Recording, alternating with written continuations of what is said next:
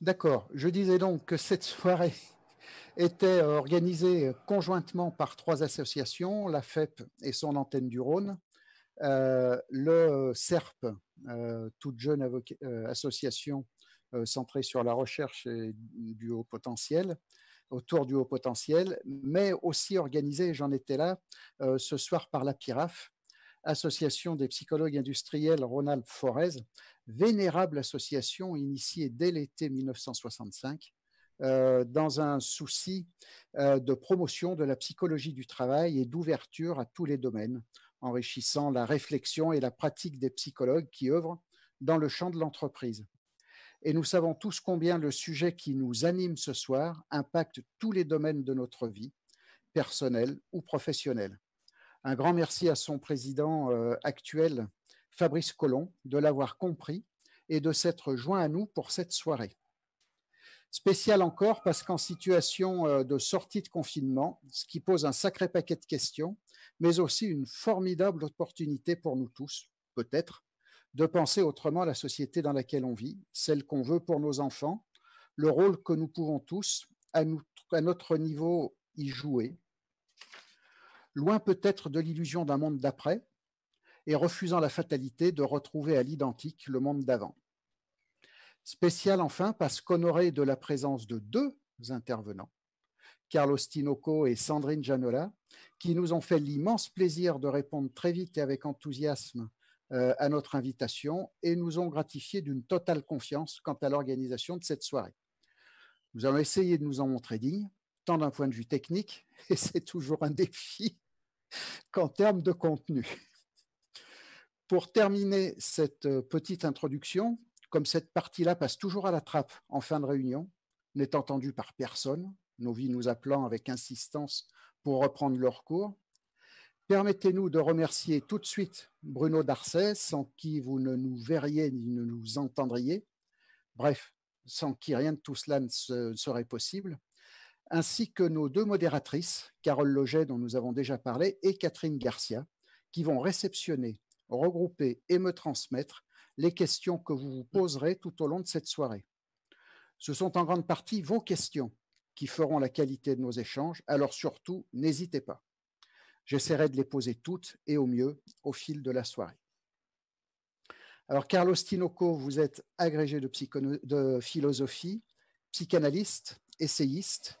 Vous êtes également auteur de, entre autres, vous êtes également auteur de Intelligent, trop intelligent, avec pour sous-titre Les surdoués de l'autre côté du miroir. Sandrine Janola, vous êtes psychanalyste, comédienne et musicienne. Tous deux, vous êtes associés avec Philippe Blasco pour écrire Les surdoués et les autres, Pensez l'écart. Par ailleurs, je crois que vous animez le théâtre de la Croisée, si je ne me trompe pas. Toujours. C'est une compagnie, oui, en effet, qu'on avait montée il y a quelques années. Ok, qui est en suspens. Oui.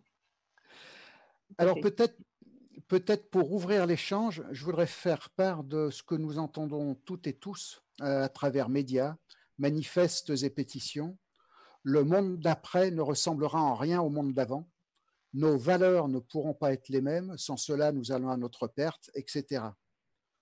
Vous y croyez, vous, à un monde d'après? La question s'adresse à qui? À qui veut, puisque nous avons opté pour une parole libre entre vous. Alors, un monde d'après. Ah oui, je m'entends, hein, s'il y a un Larsen. Ouais.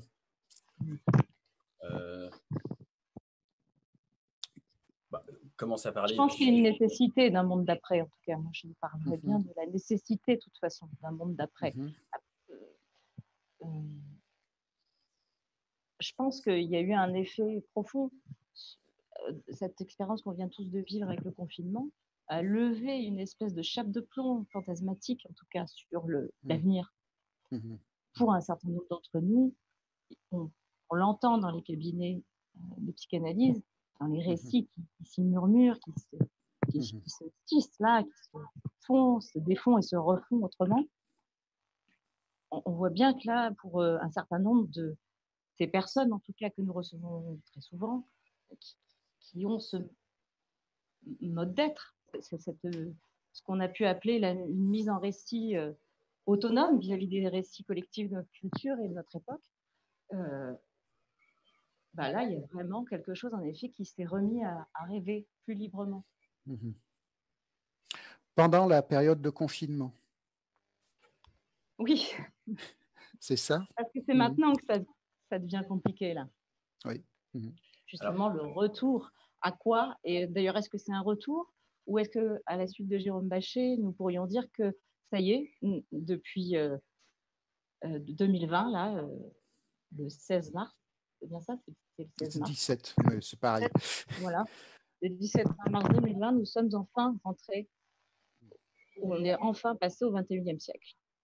D'accord. Carlos? Je crois que ça, c'est important. Oui, oui. En même temps, je crois qu'il ne faut pas être dupe des effets d'annonces un peu sensationnelles et puis des effets de communication. Enfin, quand Emmanuel Macron dit qu'il faudra se réinventer, j'entends une formule, j'entends pour lui une opportunité éventuelle. Enfin, il se dit tout d'un coup que tiens, il a peut-être quand même une chance de repasser à la prochaine présidentielle, mais je ne crois pas une seule seconde au fait que mécaniquement, cette grande expérience, nous ayant tous enseigné plein de choses, on sortirait grandi et du coup forcément réinventant un nouveau monde. Il ne faut jamais minimiser les forces de déni. De toute façon, les catastrophes, par exemple les catastrophes écologiques, mais pas seulement écologiques, enfin, les catastrophes actuelles, sociales dans le monde, on était au courant avant la pandémie. Le calendrier assez vertigineux du réchauffement climatique et de ses conséquences, on était aussi au courant. Et il y a 1000 manières, à échelle collective comme à échelle individuelle, de se voiler les choses.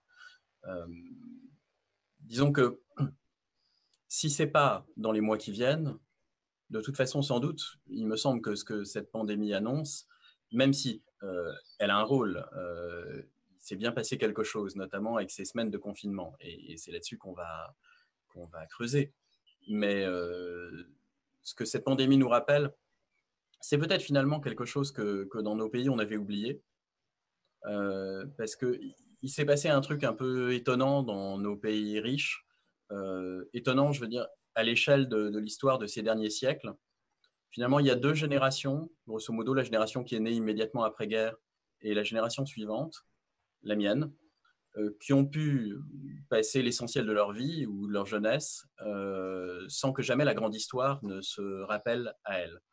Grosso modo, à échelle individuelle, voilà, on a réussi ou raté, on a vécu des tragédies individuelles ou pas, on a eu des vies heureuses ou malheureuses, mais on a poursuivi nos bonhommes de chemin et nos trajectoires sans que la grande histoire, c'était loin, c'était loin dans le passé ou loin dans l'espace, c'est-à-dire que, ou pas si loin d'ailleurs, mais même la guerre civile en ex-Yougoslavie, c'était loin parce que c'était derrière un écran de télé.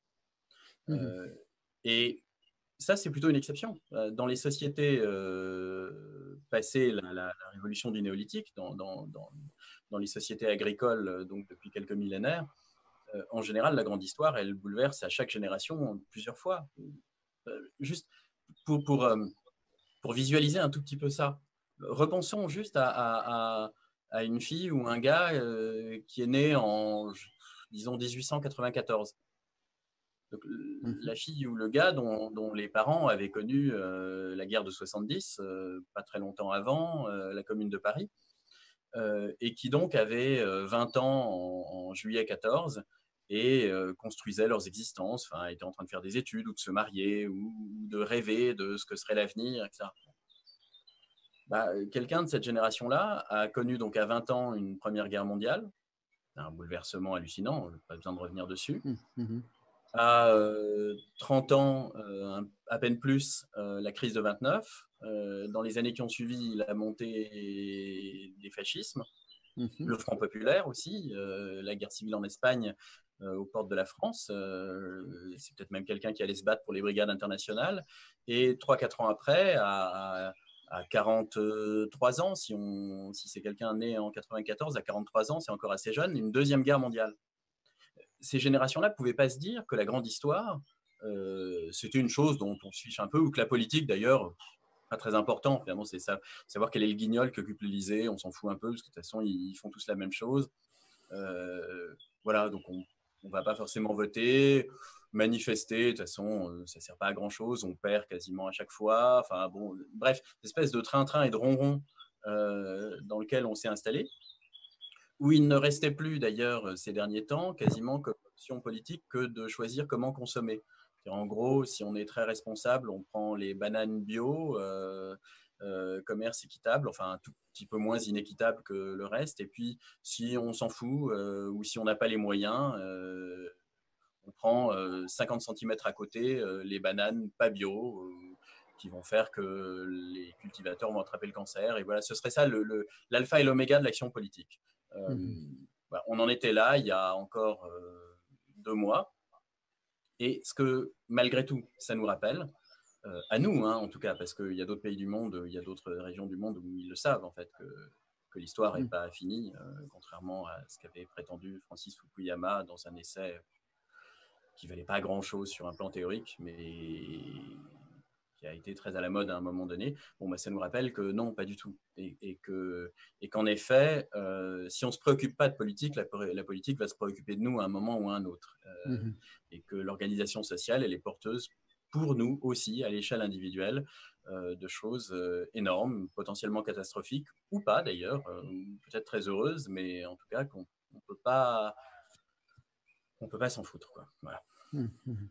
Et pourtant, on a connu d'autres pandémies, on a connu d'autres moments de ce type-là. La grippe espagnole n'a pas changé le monde en son temps. La grippe de Hong Kong, on s'en souvient même pas. Il a fallu qu'elle soit rappelée dans un article de manière un peu insistante, avec un compteur de morts assez sensiblement plus effrayant que celui qu'on connaît, sans que ça ait changé quoi que ce soit. En quoi cette expérience vécue, avec cette exigence particulière face à la maladie et la mort, est-elle différente de ce qu'on a pu connaître jusqu'à maintenant? Et en quoi elle nous aurait changé?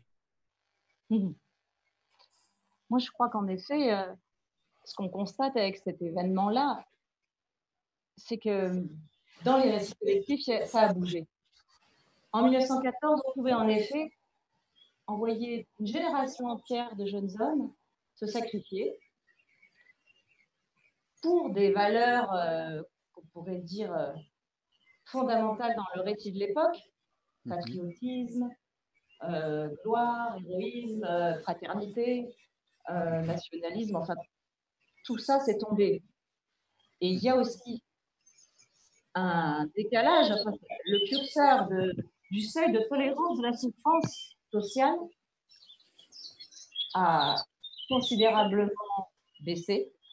En effet, on ne pourrait plus aujourd'hui simplement dire à toute une population, à toute une jeunesse, allez-y, allez mourir pour la gloire. Peut-être que j'étais par le retour. On peut faire quelque chose ou pas? Allez mourir pour la gloire, allez mourir pour la patrie. Tout ça, ça n'est plus audible aujourd'hui pour la société que nous sommes devenus. Alors, bien sûr, il ne faudrait pas se leurrer. Ce n'est pas par humanisme que nos gouvernements, un à un, les uns après les autres, se sont vus contraints de se résoudre au confinement si en effet il n'y avait pas, pour la plupart, pour l'organisation nécessaire, la préparation. Ah, ça y est. Oh, cool.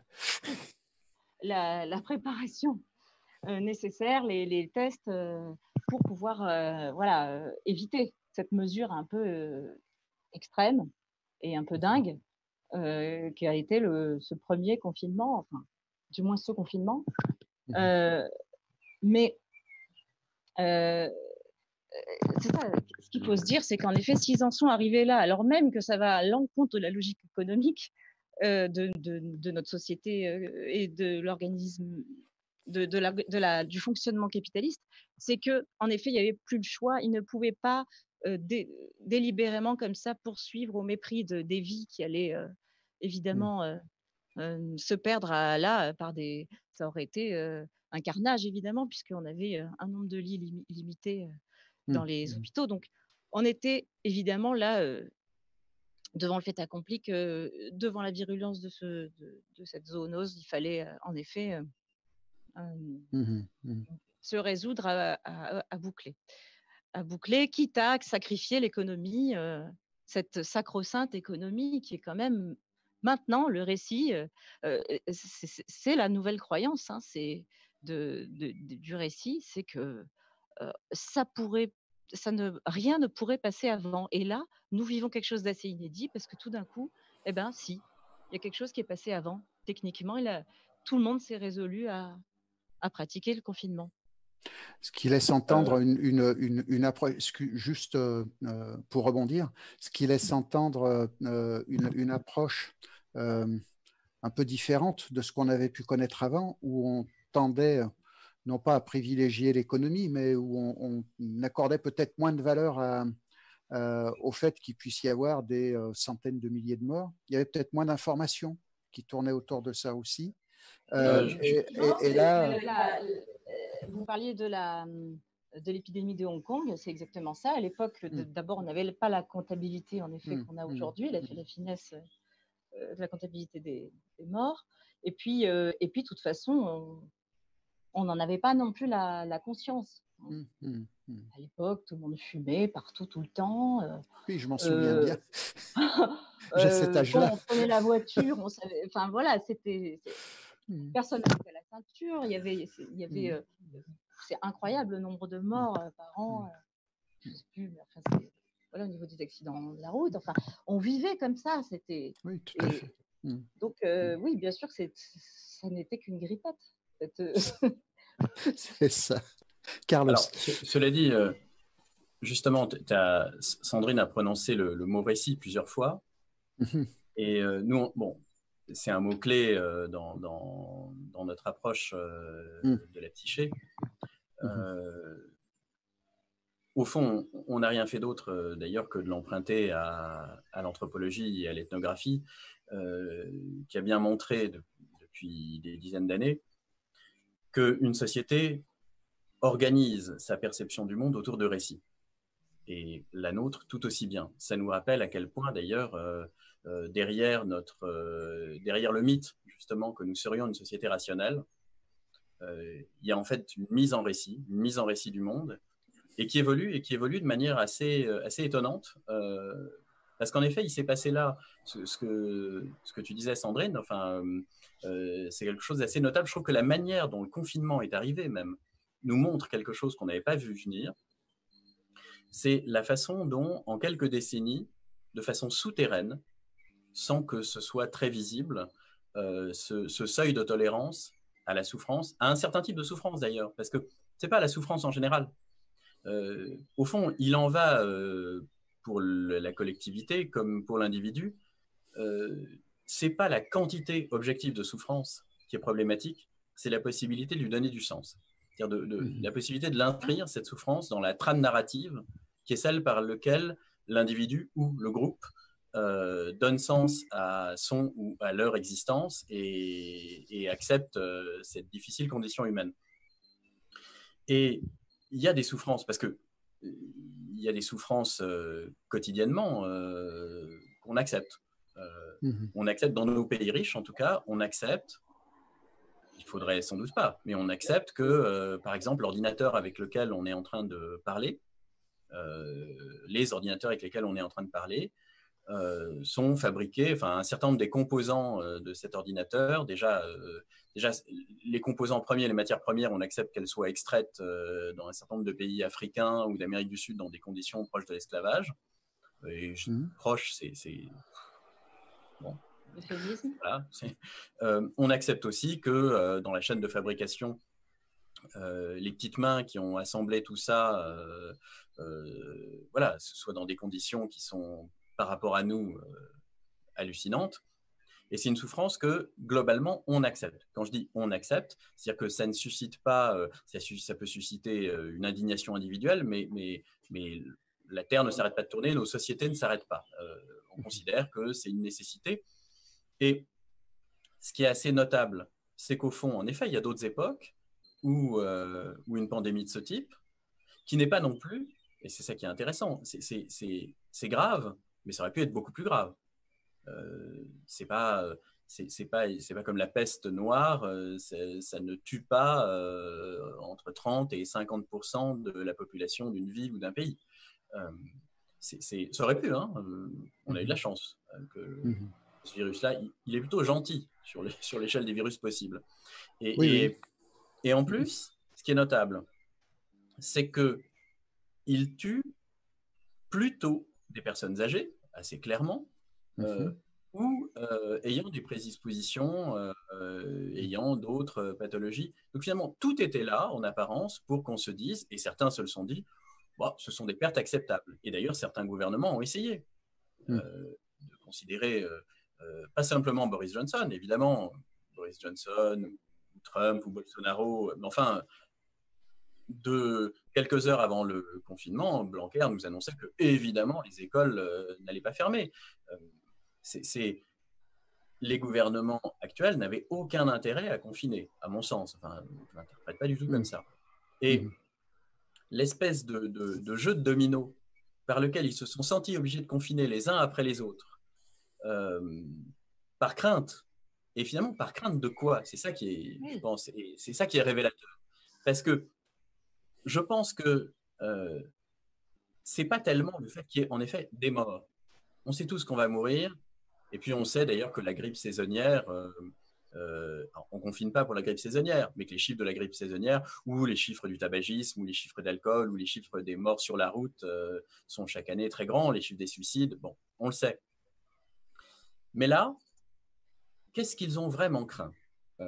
Et je pense que ce qu'ils ont craint, c'est que s'il y avait eu saturation vraiment complète comme il y a eu en Italie, et encore beaucoup plus grande, des systèmes hospitaliers, et que donc des gens qui n'auraient pas dû mourir normalement, entre guillemets, du virus, c'est-à-dire qui, placés sous respirateur, auraient dû avoir une chance raisonnable de s'en sortir, si un certain nombre de gens comme ça étaient morts, et notamment des gens de 40-50 ans, voire des trentenaires, là, il y aurait eu quelque chose d'inacceptable. Et c'est intéressant de creuser. En tout cas, ils ont fait le pari que ça aurait été inacceptable. Et alors, pourquoi ça aurait été inacceptable? C'est là que c'est intéressant de creuser. C'est qu'en fait, ce qui nous est vendu depuis 10, 15, 20 ans, c'est l'histoire selon laquelle le mouvement général de la société, malgré un appauvrissement, malgré des efforts, etc., continue quand même à aller vers le progrès. Et que les réorganisations, par exemple, du système hospitalier sont des réorganisations pour qu'il soit plus efficace. C'est ce qu'ils essayent depuis un certain nombre d'années, c'est de faire passer les restrictions budgétaires sous l'étiquette du progrès et de la plus grande efficacité. Et c'est ça qui menaçait d'être mis à mal, qui était déjà mis à mal. C'est-à-dire que tout ça est arrivé sur fond d'une colère sociale qui monte quand même, de manière assez importante depuis des années, qui s'exprime de plein de manières, par le discrédit total des exécutifs, en général à peu près 2 ou 3 mois après qu'ils aient investi les lieux. Du coup, l'alternance, la désapprobation, l'abstention, la montée de l'extrême droite, etc. Bon, en France, les gilets jaunes.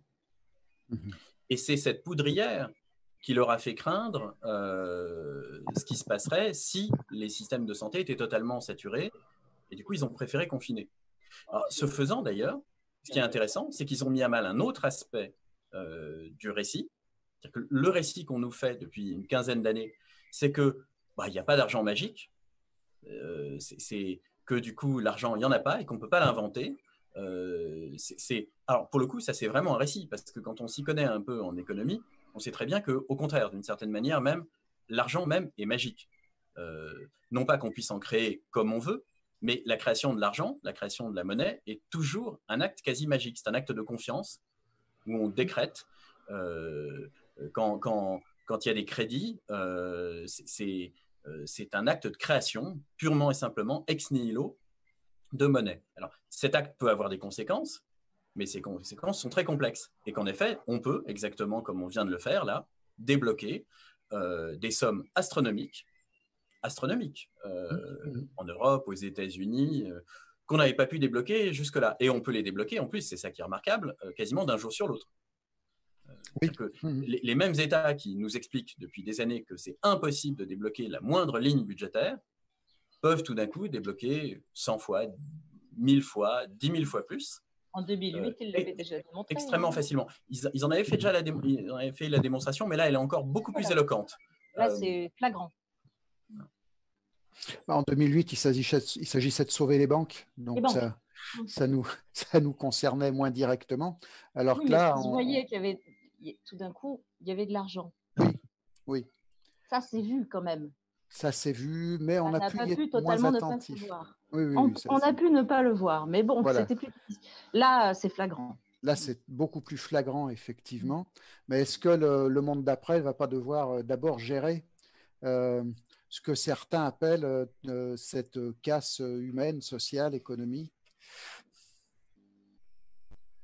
Parce que pour reprendre l'idée du récit, du discours, de manière générale, les vieux réflexes reviennent en force. Enfin, oui. on est bien revenu dans le discours d'avant avec une dette qu'on a contractée quand on sait qu'on peut les effacer. Enfin, je reviens sur la question magique dont tu parlais.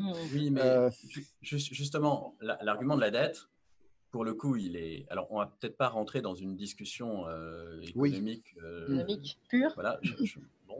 Mais enfin, se méfier sur l'argument de la dette, parce que le récit tel qu'il est asséné d'habitude fait la comparaison au fond entre un État et une petite épicerie. Et explique en toute logique que si la petite épicerie elle est très endettée, il y a bien un moment où, comme il va falloir payer les créanciers, elle ne va pas pouvoir continuer. Donc, ça semble de la logique de bon sens. C'est le discours qui nous est servi depuis des années. Vous voyez bien, quand vous avez des dettes, il faut les rembourser. Donc, une dette, ça se rembourse, bien sûr. Depuis le miracle allemand d'après-guerre, d'une certaine manière, quand on a présenté quand j'étais gamin, le peuple allemand comme un peuple d'épiciers. Oui, mais sauf qu'en fait, dans l'histoire, etc. Dans l'histoire de la dette, d'abord, il y a beaucoup de dettes qui ne se remboursent pas. Il y a même beaucoup de dettes qui sont faites pour ne pas être remboursées. C'est extrêmement complexe, justement. Et qu'au niveau d'un État, étant donné les mécanismes de l'endettement d'un État, les modalités de remboursement sont tellement différentes. Elles s'étalent dans le temps. Enfin, le mécanisme des fonds souverains, de la création monétaire sont tellement différents que l'analogie ne vaut pas du tout. Donc, cela dit, bien sûr que ce qui va se produire dans les années qui viennent, c'est que on va nous présenter la note. Et il va bien y avoir un enjeu, au fond, de qui. Alors, c'est là où il ne faut pas être dupe. C'est-à-dire que l'enjeu va être donné seulement sous la forme de qui va payer la facture. Et là, il y a déjà une arnaque. Parce qu'il ne s'agit pas simplement de payer la facture, d'acquitter une dette, et puis de reprendre comme si de rien n'était. C'est bien là la question qu'on a envie de soulever. C'est la question d'un système complètement dysfonctionnel. Et la facture, il y aurait 1000 autres moyens de la payer. Enfin, après tout, si on réorganise radicalement un certain nombre d'activités, déjà, si on... Enfin bon, là-dessus, mais c'est ça la question. C'est-à-dire que si on nationalise ou si on collectivise le système bancaire, la question du remboursement ne se pose plus du tout de la même manière. Je ne dis pas que ça ne crée pas d'autres problèmes, mais précisément, ça n'est pas équivalent. Et que donc, la question de payer la dette, c'est seulement si on ne touche à rien. Toutes choses égales par ailleurs, en quelque sorte. Voilà. On continue comme avant, en quelque sorte. Oui, sauf que ça craque un peu de partout quand même. Il y a des choses qui se voient de plus en plus. C'est ça qui craque dans les récits.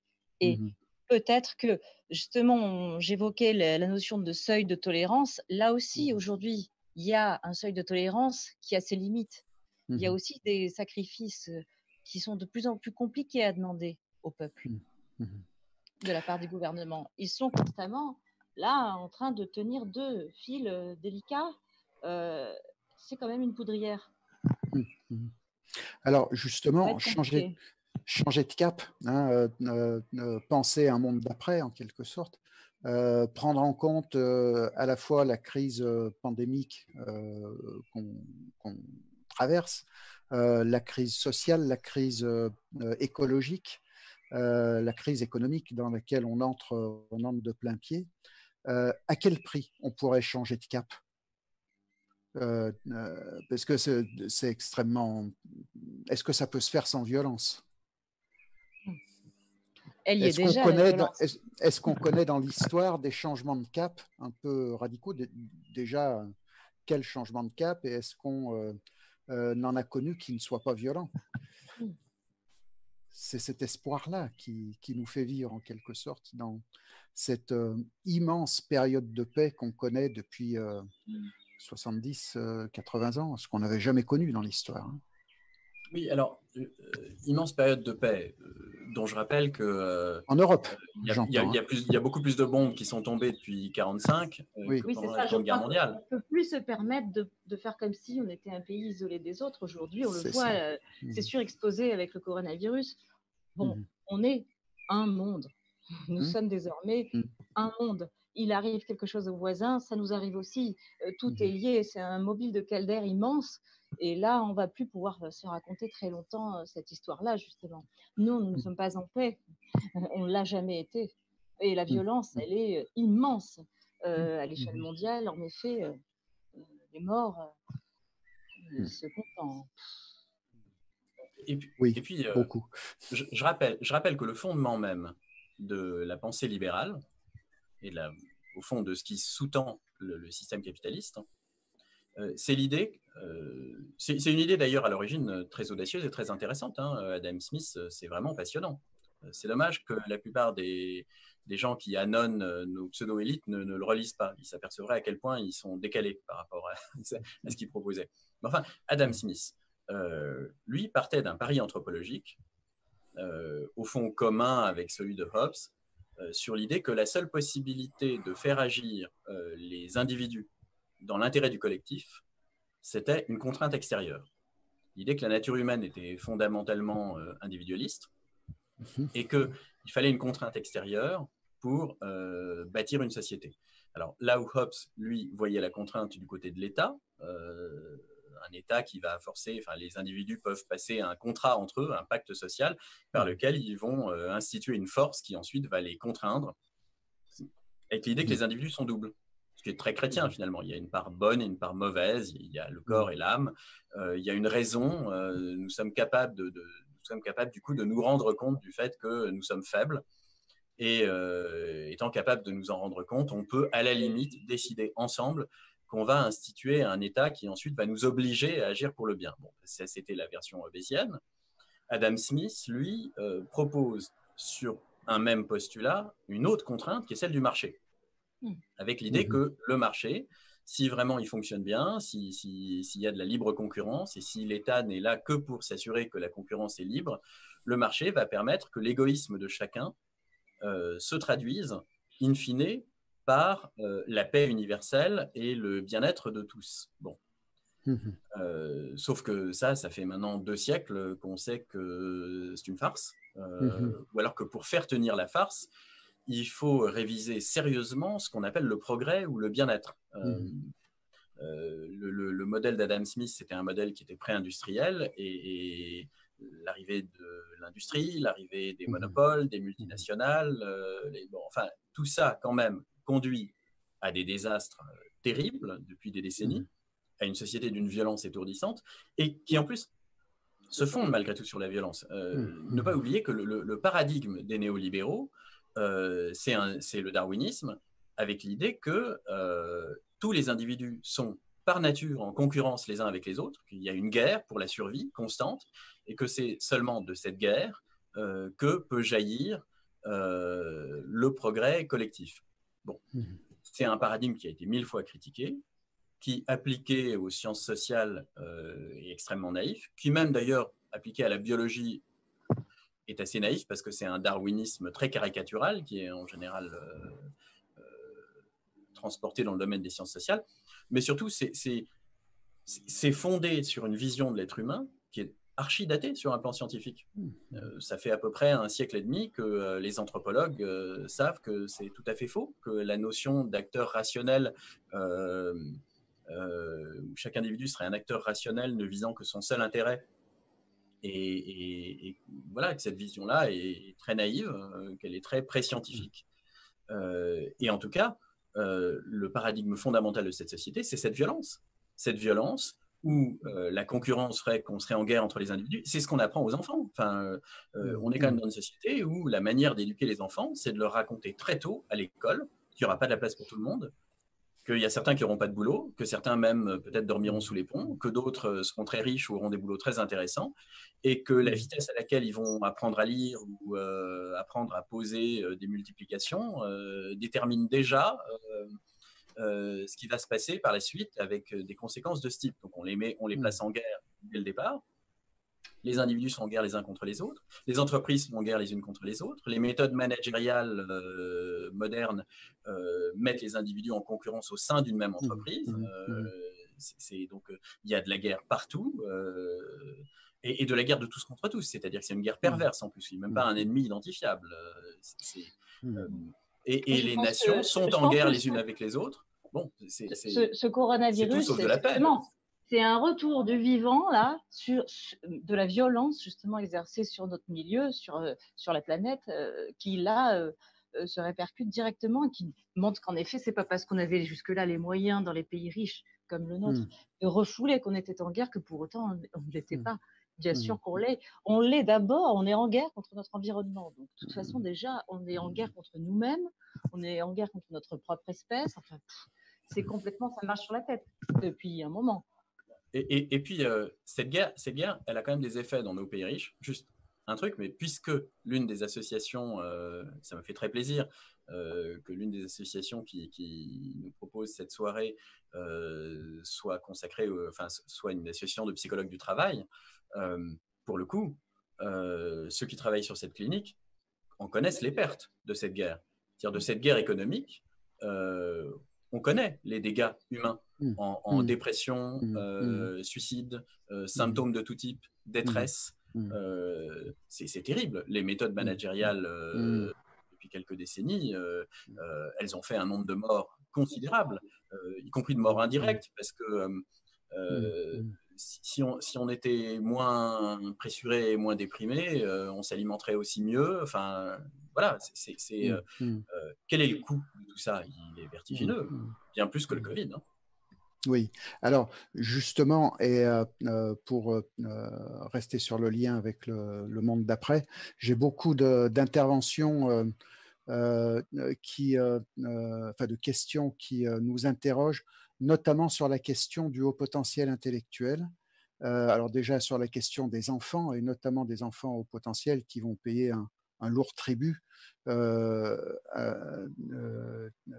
quant à l'avenir, hein, et à cette situation assez violente et assez difficile dans laquelle on est.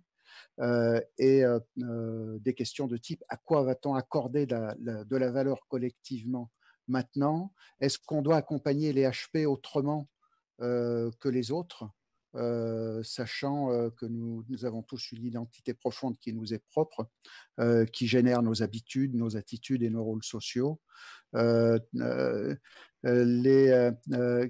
Comment les HP vont pouvoir jouer un rôle dans cette réflexion à mener sur l'après, à travers le regard différent, et notamment, ce qui me semble résumer un petit peu tout ça, pour les hauts potentiels épris de sens, de style, d'équité, comment nourrir ces valeurs dans le monde d'après?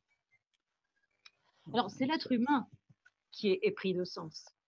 Oui. En général, un être humain ne peut pas se passer du sens, ça n'existe pas, ça. C'est là d'ailleurs que la pyramide de Maslow en prend un sacré coup. C'est quand on se rend compte que justement dans les centres de concentration, qui meurt en premier? justement ceux qui n'arrivent plus du tout à se raccrocher à un récit, que ce soit celui de Dieu, hein, ou la Mhm. politique, ou Mhm.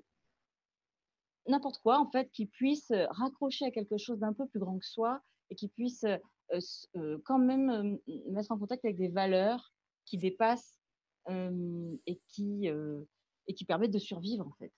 Mhm. Là, ceux qui s'éteignent et qui s'écroulent dans des cas comme ça terribles, eh ben, c'est ceux qui n'arrivent plus à trouver le sens. Donc, je pense que ça, déjà, je voulais simplement rétablir ça. Je pense que Mhm. c'est très important de voir que au centre et en premier, ce dont nous avons tous besoin pour pouvoir survivre et même vivre, c'est ça. Mhm. C'est le sens.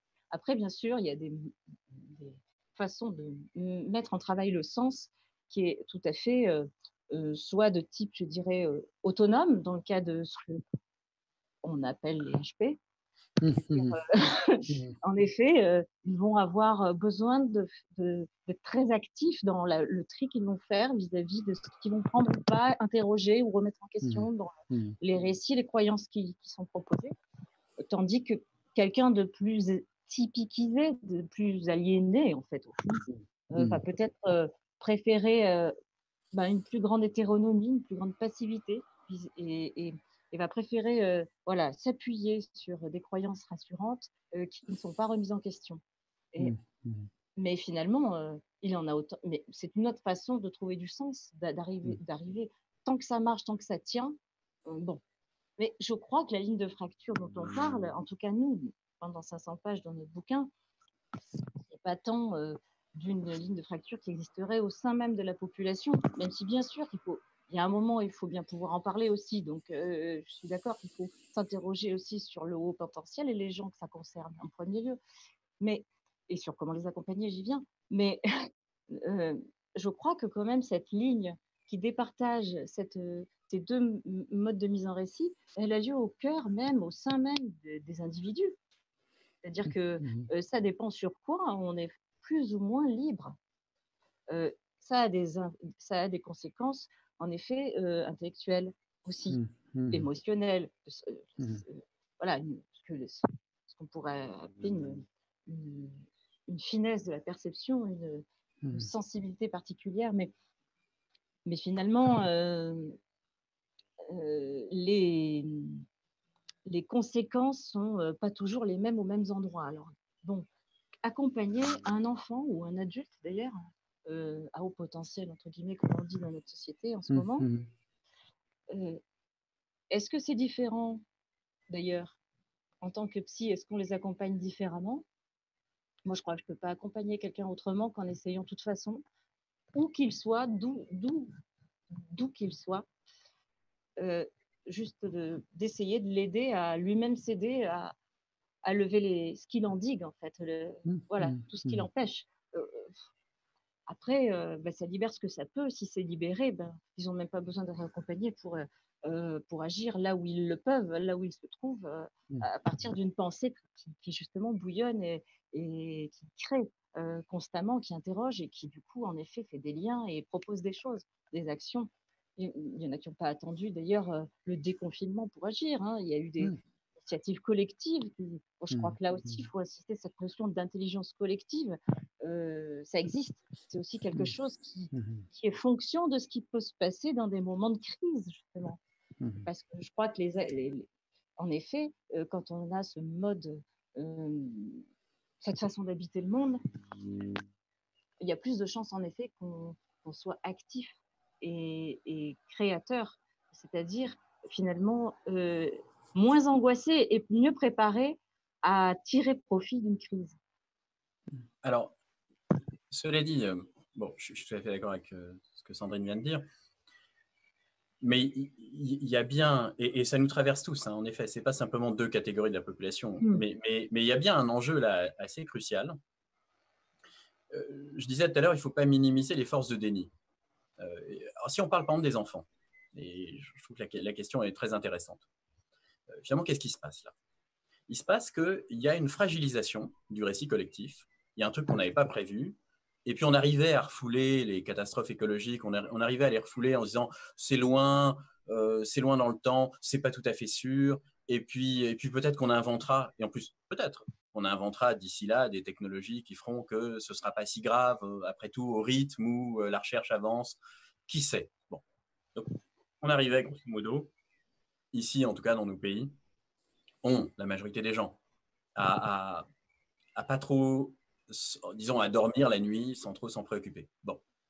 Et puis tout d'un coup, il y a ce truc que personne n'attendait, cette pandémie, ce confinement, et il y a quelque chose qui vacille partout. C'est pas, voilà, le récit collectif vacille. Se mettent en place immédiatement des forces de déni très grandes. Prenons ce qui s'est passé dans l'éducation nationale. Quand même assez génial. Génial ou désespérant. Mais quelle est la proposition que l'institution a faite aux profs et qu'une bonne partie des profs ont faite aux élèves, aux gamins? La proposition, ça a été de faire comme si de rien n'était. Bon, on est dans une parenthèse un peu rigolote après tout. On est chez nous, c'est marrant, ça va durer quelques semaines, et puis après ça recommencera. Et puis comme après ça va recommencer exactement comme avant, et ben ces quelques semaines, on va faire tout comme si c'était une salle de classe. Donc on va surtout continuer le programme, parce que faut quand même, les élèves de quatrième, il faut qu'ils passent en troisième, les élèves de troisième, il faut qu'ils passent en seconde, etc. Il ne faut surtout pas qu'ils aient de la lacunes, donc il faut bien finir le programme.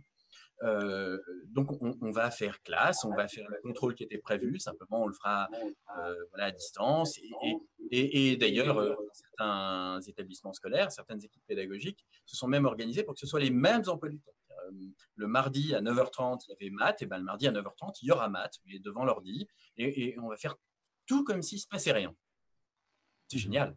Enfin, je trouve, petite parenthèse, mais je trouve très poétique le fait que l'une des voix qui a été les plus déstabilisatrices pour cette société ces dernières années, c'est la voix d'une gamine, en plus d'une gamine Asperger, qui, justement, ça montre bien d'ailleurs, HP. Enfin, c'est pas comme si elle avait fait un truc qui, logiquement, était tellement difficile qu'en effet, il faudrait surtout avoir un super QI pour faire la déduction. En fait, elle a juste dit, mais si c'est si grave ce qui est en train de se passer, enfin, si vraiment dans quelques décennies, New York est sous les eaux, l'Inde et la Chine sont inhabitables, ça va être le chaos, etc. Pourquoi vous m'envoyez à l'école comme si de rien n'était? Si c'est si grave, il faut arrêter, il faut faire quelque chose. Donc juste, elle n'est pas allée à l'école. L'opération logique là qu'elle a faite, la déduction, je la trouve pas fracassante. Mais en fait, elle a osé la faire. Et elle a osé en plus, comble de tout, ne pas aller à l'école. Parce que dire, oh c'est très grave, il faudrait arrêter d'aller à l'école, tout le monde est capable. Ça me rappelle ce qui me sidérait quand j'ai commencé à être prof, où en salle de classe, en salle des profs, en général, il y a toujours un moment où tous les collègues disaient « ça sert à rien, mais vraiment c'est absurde, les élèves n'écoutent pas, et puis les programmes sont absurdes ». Et d'ailleurs, certains disaient « de toute façon, on fait qu'enregistrer au fond les inégalités sociales, c'est terrible, bon, etc. » Et puis tout d'un coup, ça sonne. Et donc, au moment où ça sonne, ouais, bon, il faut y aller. Et puis tout le monde se lève et va faire cours comme si de rien n'était. Et moi, je restais comme un con en me disant « mais puis si on dit que c'était absurde, normalement, là, on arrête tout ou on en invente autre chose. Enfin, non. Bon. Donc, finalement, ce qu'elle a fait, Greta Thunberg, c'est juste qu'en plus de dire il faudrait arrêter d'aller à l'école parce que vraiment c'est très grave, non, juste elle n'y est pas allée. Et tout d'un coup, boum, ça sidère tout le monde. Et on l'invite à l'ONU et on l'invite à Davos. Ça a dû être un moment de poésie pure, Davos. Elle parlant à tous les grands patrons et tous les grands décideurs. Bon, bref. Bon. Mais il y a les forces de déni, elles sont très actives et elles sont en chacun de nous. Parce que bien sûr que moi aussi, ça m'effraie. C'est-à-dire qu'un monde qui bascule, il y a une part de moi qui dit « Ah, chouette, on va sortir de ces décennies mortifères dans lesquelles j'ai passé ma jeunesse. Il va enfin se passer quelque chose. » Et puis il y a une part de moi qui est terrifiée. Ça peut être aussi très grave. Et il y a une part de moi qui aimerait bien se dire que dans 3 mois, je reprends exactement comme si de rien n'était. Et puis tout ce que j'avais envie de faire. Et puis tiens, les vacances qu'on avait prévues l'hiver prochain, on va pouvoir les passer. Et puis bon, oui, donc ça nous traverse cette tentation de faire comme si de rien n'était. Et en même temps, sans doute, certains d'entre nous, déjà avant la pandémie, mais a fortiori depuis, n'arrivent pas tout à fait à ça. C'est-à-dire que voilà, ils n'arrivent pas à y croire à cette petite musique lénifiante. La voix qui en eux dit c'est quand même absurde tout ça. Alors tout ça, c'est le fonctionnement général d'une société. Cette voix-là, elle était déjà très audible avant la pandémie, elle les obsédait, elle les hantait, comme elle m'a toujours hanté, et elle hante d'autant plus. Et alors, paradoxalement, finalement, c'est qui tout double. Ça peut soit être très angoissant. C'est-à-dire que si la seule réponse, et là, j'imagine que c'est des parents qui ont posé la question, qu'est-ce que je fais avec mes gamins? Si la seule réponse, c'est non, non, mais n'écoute pas, c'est pas si grave de toute façon, puis il n'y a pas tant de morts que ça, et puis d'ailleurs, ça y est, on est déjà déconfinés, bon, il y aura peut-être une deuxième vague, mais bon, ça va reprendre, allez, voilà. T'as révisé ton contrôle de maths pour demain? Si la seule réponse c'est ça, effectivement, c'est surangoissant.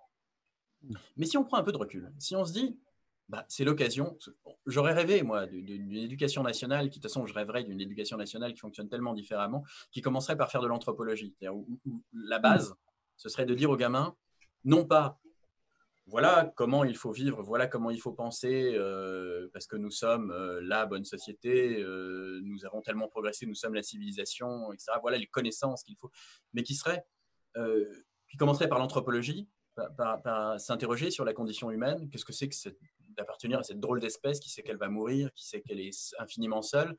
Et on a inventé des modes de vie. À certains moments, on a inventé ça. Maintenant, on a inventé ça. Voilà les règles auxquelles, pour l'instant, on croit. Elles sont fragiles, elles sont contradictoires, mais en tout cas, c'est pour l'instant ce qu'on a trouvé de mieux. Qu'est-ce que vous en pensez? Enfin, voilà. Et voilà d'où elles viennent, et à peu près. Bon. Et là, ça pourrait être, on aurait pu imaginer, mais c'est sans doute ça qu'on a à faire, en tout cas individuellement, c'est-à-dire à des gamins qui soulèvent des questions là maintenant et qui sont angoissés.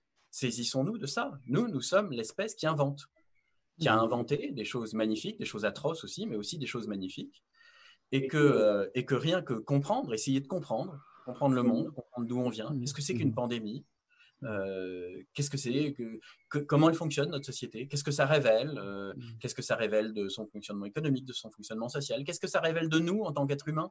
Finalement, analysons même nos sentiments, nos ambivalences, le fonctionnement de nos émotions.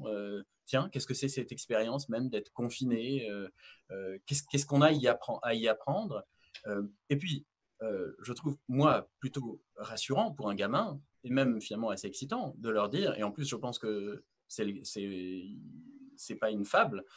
Moi, ce que j'ai envie de dire aux gamins d'aujourd'hui, c'est de leur dire, sans doute, le monde, il va falloir le réinventer. C'est pas de Macron qu'on peut l'attendre. C'est vous qui allez le réinventer. Que ce sera sans doute tumultueux, j'espère le moins violent possible, mais on est déjà dans un état de violence extrêmement grand. Donc, en effet, j'espère le moins violent possible, mais il y aura sans doute des rapports de force. Et qu'il va falloir réfléchir. Il ne s'agit pas simplement de lutter pour, il faut aussi savoir pourquoi on lutte. Et qu'il va falloir se lancer dans cette tâche passionnante qui est de comprendre un monde pour l'inventer ou le réinventer. Alors, deux ou trois petites choses. Moi, je trouve extrêmement intéressant ce dont tu parlais tout à l'heure, hein, de Greta Thunberg. Bon, on en pense qu'on veut, hein, je veux dire, la question n'est pas là, mais qu'une jeune personne à ce point-là neuroatypique puisse avoir un tel impact, ça me semble quand même assez significatif. Bien sûr. Et notamment de la nécessité de trouver, peut-être d'accompagner les neuroatypiques qui nous entourent, hein, qu'on les appelle surdoués, j'ai bien mis les guillemets, hein, qu'on les appelle surdoués, ou qu'on ait un syndrome d'Asperger, ou qu'on ait différentes autres choses, dans la manière différente de s'emparer du discours, me semble-t-il. Je pense que ça pourrait donner des choses intéressantes si on arrivait à en faire un mouvement collectif, enfin, si on arrivait à en générer un collectif en quelque sorte. Vous avez constaté dans votre pratique pendant le confinement peut-être des jeunes gens que vous recevez, si vous avez une patientèle qui peut être plutôt jeune, des tendances qui pouvaient se dégager chez vos jeunes patients? C'était déjà le cas, de toute façon, avant. C'était le cas avant. Est-ce qu'il y a quelque chose qui bouge? Il y a une évolution? Oui, évidemment, mais il y a une évolution. Oui, ça précipite. Oui, ça précipite. Après, on n'a rien dit. Enfin, là, on parle de ceux qui sont suffisamment épanoui pour être acteur, hein, pour pouvoir agir, bien sûr, hein. Ouais, excuse-moi, ils l'ont plutôt vécu bien, mal, le confinement, ou bien ou mal, comme tout le monde Eh ben, pas comme tout le monde en tout cas. D'accord. Je pense pas. Je pense pas parce que alors ça aussi c'est une question parce que C'est- c'est une sacrée question. Parce que je pense J'adore que les dans questions la emmerdantes, hein. non, mais c'est quand même je pense que ce temps suspendu comme ça, où Mm, tout d'un coup les États ont confisqué une liberté qui d'ordinaire est notre quotidien et qui tout d'un coup nous déresponsabilise, ça aussi quelque chose de ça a pu soulager. Vous mm, voyez, ça, il y a mm, quelque chose d'un peu infantilisant ou presque, ou en tout cas, ouf, ça y est, de toute façon, on n'a plus mm, à supporter le choix de chacun, enfin le poids de chacun de nos choix d'adultes. De toute façon, faut rester chez soi, et puis voilà, et puis tout est suspendu et tout est pris en charge symboliquement et matériellement par l'État momentanément. mm, Donc ça, je crois que de toute façon, qu'on soit neurotypique ou atypique, euh, mm, il y a peut-être quelque chose là qui soulage un peu tout le monde. Après, mm, bien sûr que ça vient se heurter, ça s'articule avec comment on a investi le rapport à l'autorité, le rapport à l'État, au gouvernant. Est-ce qu'on est dans un rapport où on a l'impression que là, il y a... c'est vrai que c'est fascinant, tous les discours qui se créent autour des enjeux qui sont peut-être pas forcément apparents. On sent bien qu'il y a quelque chose de... Évidemment, tout le monde le perçoit, qu'il y a un décalage entre les récits officiels qui se donnent comme ça et puis derrière, les enjeux, puis les contradictions qui ont pu s'exprimer. Donc tout le monde est en train de chercher et finalement avec une liberté plus ou moins grande, mais ça donne lieu à des méfiances, voire des récits complotistes parfois mm, voilà, qui sont aussi en train de chercher où est le juste là-dedans, mais il y a au moins une chose sur laquelle on ne se trompe pas, c'est il y a quelque chose qui cloche, quoi. Il y a quelque chose qui ne va pas avec le discours officiel. Et donc je dirais que finalement on observe que le, euh, la, il y a en effet pour quelqu'un qui en plus a un rapport actif au récit, qui a besoin de tout le temps interroger les choses et de chercher, euh, bah, un moment comme celui-là, c'est un moment où en effet euh, il y a tout d'un coup un flou plutôt inédit sur l'avenir qui fait que il y a à nouveau une espèce d'infinité des possibles qui s'est fantasmatiquement en tout cas euh, ouvert mm, momentanément, peut-être, peut-être pas, on ne sait pas. C'est sûr que là, il y a un retour aussi à l'inertie et c'est sûr, comme disait Carlos tout à l'heure, que ça va se reverrouiller plus que jamais du côté des dénis et du côté des tentatives d'imposer des choses au niveau euh, des sacrifices pour compenser justement toutes ces aides momentanées. Mais en tout cas, c'est vrai que ça met tout d'un coup un espoir pour des gens qui vont déjà bien, hein, parce que mm, euh, quand on Mais est cela dit, je crois que la question portait sur neuroatypique les enfants, hein. et qu'on va mal, mais non, mais c'est pas forcément les enfants. Enfin, j'ai pas Oui, compris ça. tu parles des adultes, mais je crois que la Oui. question portait sur les enfants à l'origine. Ah bon? Alors, jusqu'à quel âge des enfants, en tout cas des jeunes gens, qui peuvent être... euh, j'ai tendance à penser, mais j'ai peut-être tort, ça c'est tout à fait personnel, hein. J'ai tendance à penser, mais j'ai peut-être tort, que euh, euh,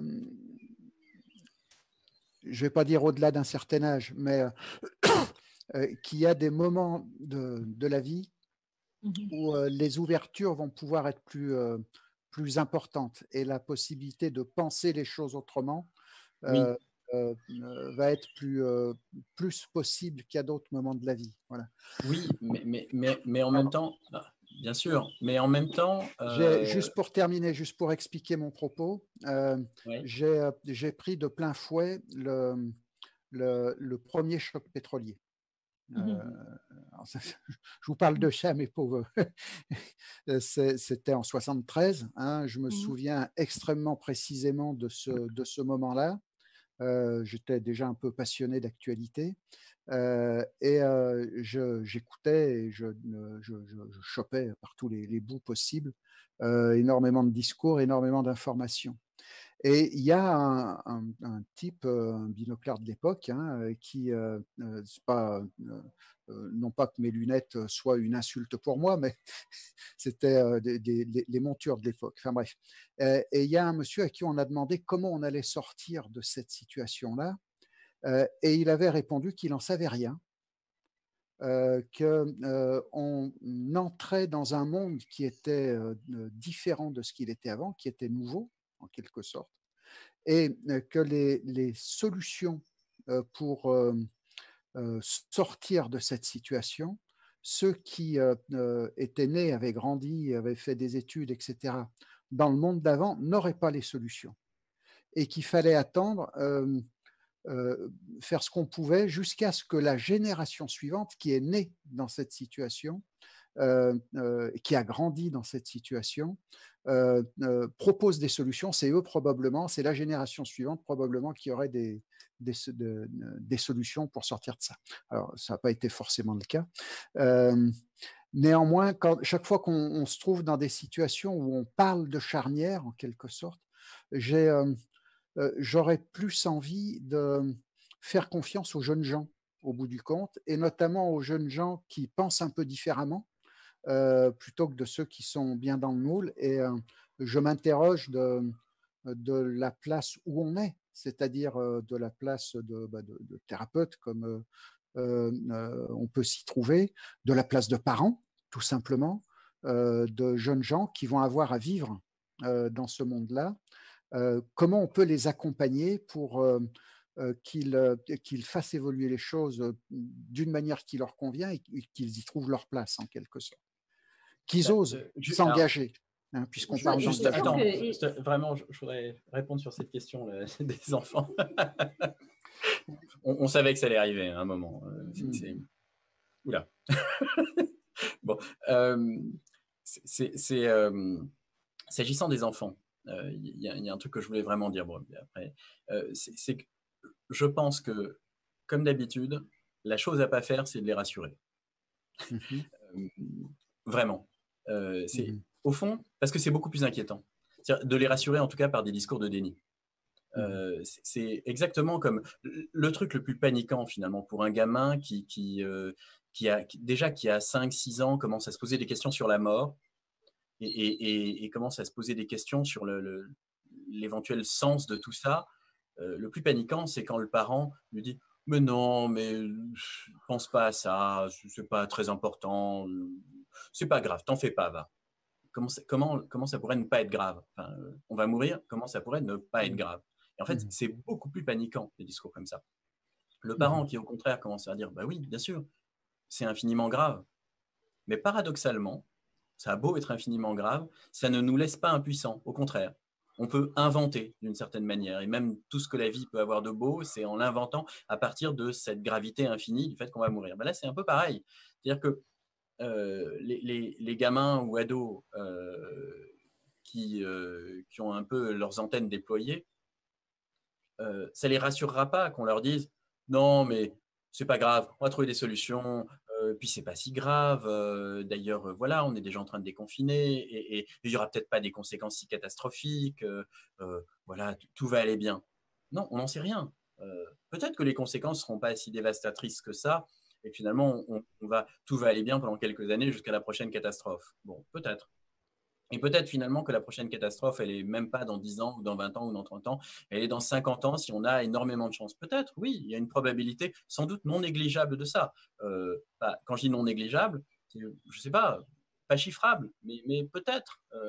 Mais enfin, comme il y a une probabilité non négligeable, pour le coup, vraiment, de l'inverse, c'est-à-dire non seulement qu'on se reprenne des catastrophes, mais surtout que celles-ci aient des conséquences très importantes, de toute façon, il faut le prendre en compte. Et plus on les rend, plus on les invite à être actifs, plus on leur dit que, plus on les ouvre d'ailleurs à une lecture de l'histoire dans laquelle ils s'apercevront que en fait, les êtres humains n'ont cessé de réinventer des nouveaux modes de vie. Donc, c'est pas la première fois que l'espèce se retrouve face à ça.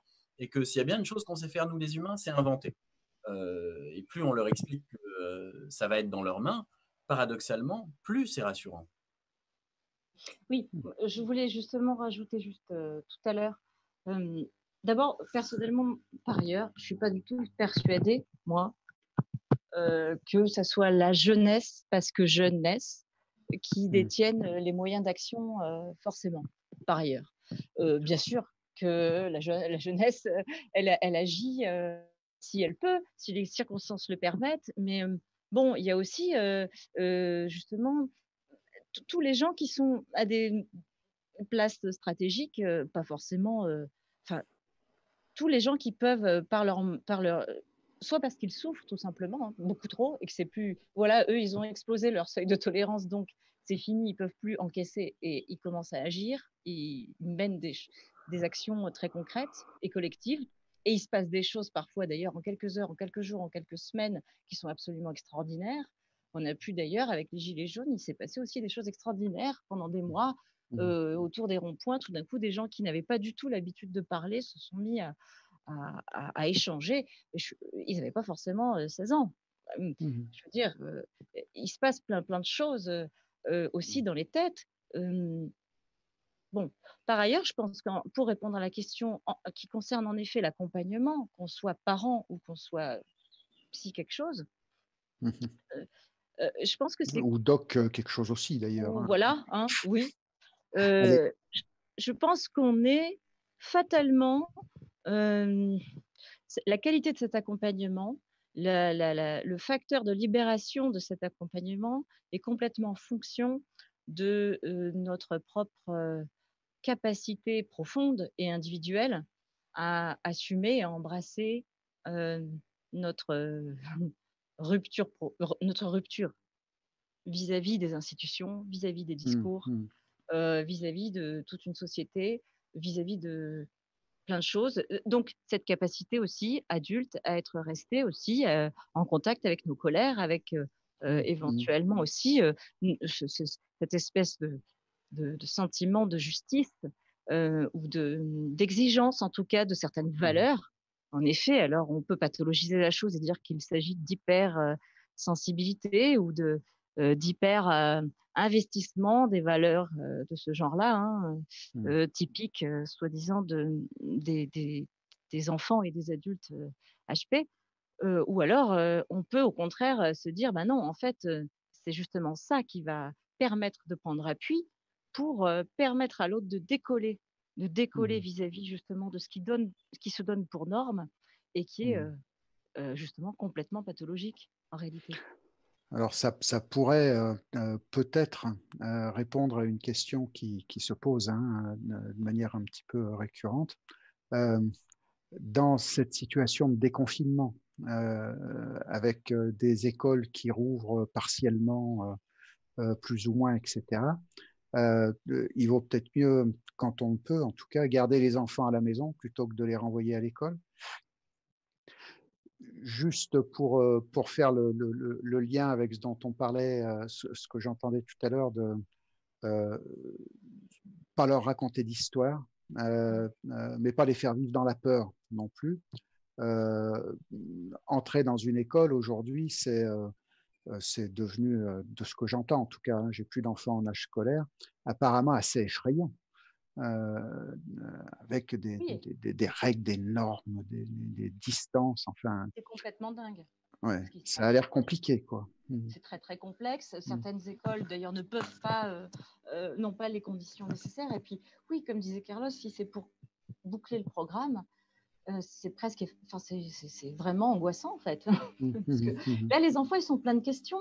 Et puis en plus, ceux-là en particulier. Enfin, et en effet, on peut, si on en a. Bien sûr, là, vous allez peut-être mettre le doigt dessus aussi. C'est que on peut si on peut. En effet, transmettre certaines choses. Oui, on peut parler d'anthropologie, on peut parler de philo à des gamins de 6-7 ans. Hein, on peut découvrir ensemble qu'est-ce que c'est qu'un zoonose, et puis en quoi ça a un lien direct en fait, avec le capitalisme, donc la déforestation, et donc qu'est-ce que c'est que le capitalisme du coup, puis qu'est-ce que c'est que l'histoire, et est-ce qu'il y a un progrès dans l'histoire. Vous voyez, enfin tout est lié, tout est passionnant, et ces enfants-là, ils demandent que ça. Alors, on ne va pas leur apprendre à faire des divisions. Enfin, si, mais si c'est pris dans du sens, en fait, on en revient toujours là. Donc, oui, bien sûr, si c'est possible. On les garde plutôt à la maison. Évidemment. De toute façon, c'était déjà vrai avant. Alors, justement, je rebondis sur un truc que dit Sandrine, parce que souvent, disons, les adultes avec lesquels je travaille, qui sont parents, souvent le principal obstacle, c'est le fait de pouvoir s'autoriser eux-mêmes à parler justement à leur enfant d'anthropologie alors qu'ils ne sont pas anthropologues.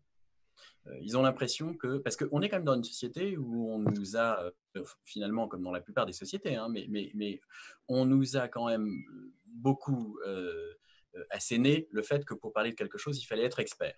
Bon.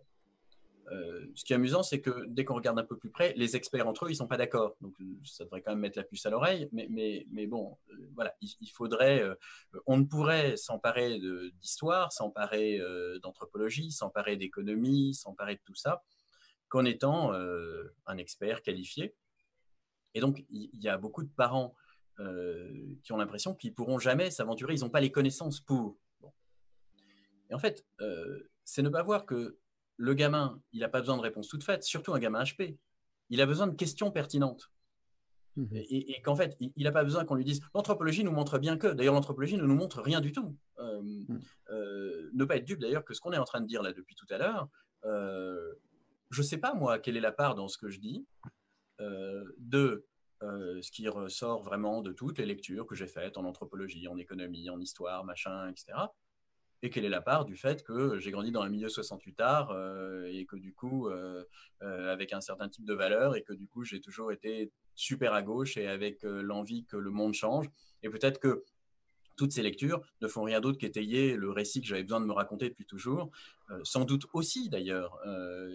Voilà, j'ai pas le fin mot. Et je sais très bien, d'ailleurs, que dans les choses auxquelles je crois, il y a plein de contradictions, de paradoxes. Qu'une fois qu'on se définit une identité politique, en fait, c'est le début de la panade. C'est à la fois nécessaire, mais c'est comme quand on dit ouais, je suis psychanalyste, mais qu'est-ce que ça peut bien être que la psychanalyse? En fait, une fois qu'on l'a dit, c'est le début des ennuis. De la même façon, j'ai des opinions politiques, mais c'est sûrement pas un dogme clos et figé.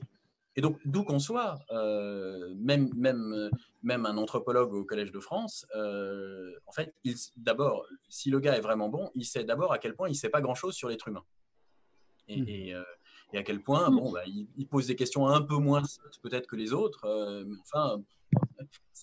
Et donc, parler de tout ça avec les gamins, c'est pas leur faire un exposé pour lequel il faudrait effectivement être agrégé d'histoire ou je ne sais quoi. Et puis, si on n'a pas c'est pas un cours magistral. C'est avec ces gamins-là, questionnons-nous ensemble. Et d'ailleurs, le premier laboratoire, c'est nous-mêmes. C'est nous, comment on fonctionne, comment on réagit. Tiens, qu'est-ce qui nous angoisse là-dedans? Au contraire, qu'est-ce qui nous motive? À quel moment on devient violent les uns avec les autres? À quel moment, au contraire, commencer à analyser nous-mêmes. Oser réfléchir. Oui, mais ça veut dire aussi oser s'autoriser à ne pas savoir devant son enfant, à ne pas savoir et s'interroger ensemble avec un désir partagé d'explorer une question.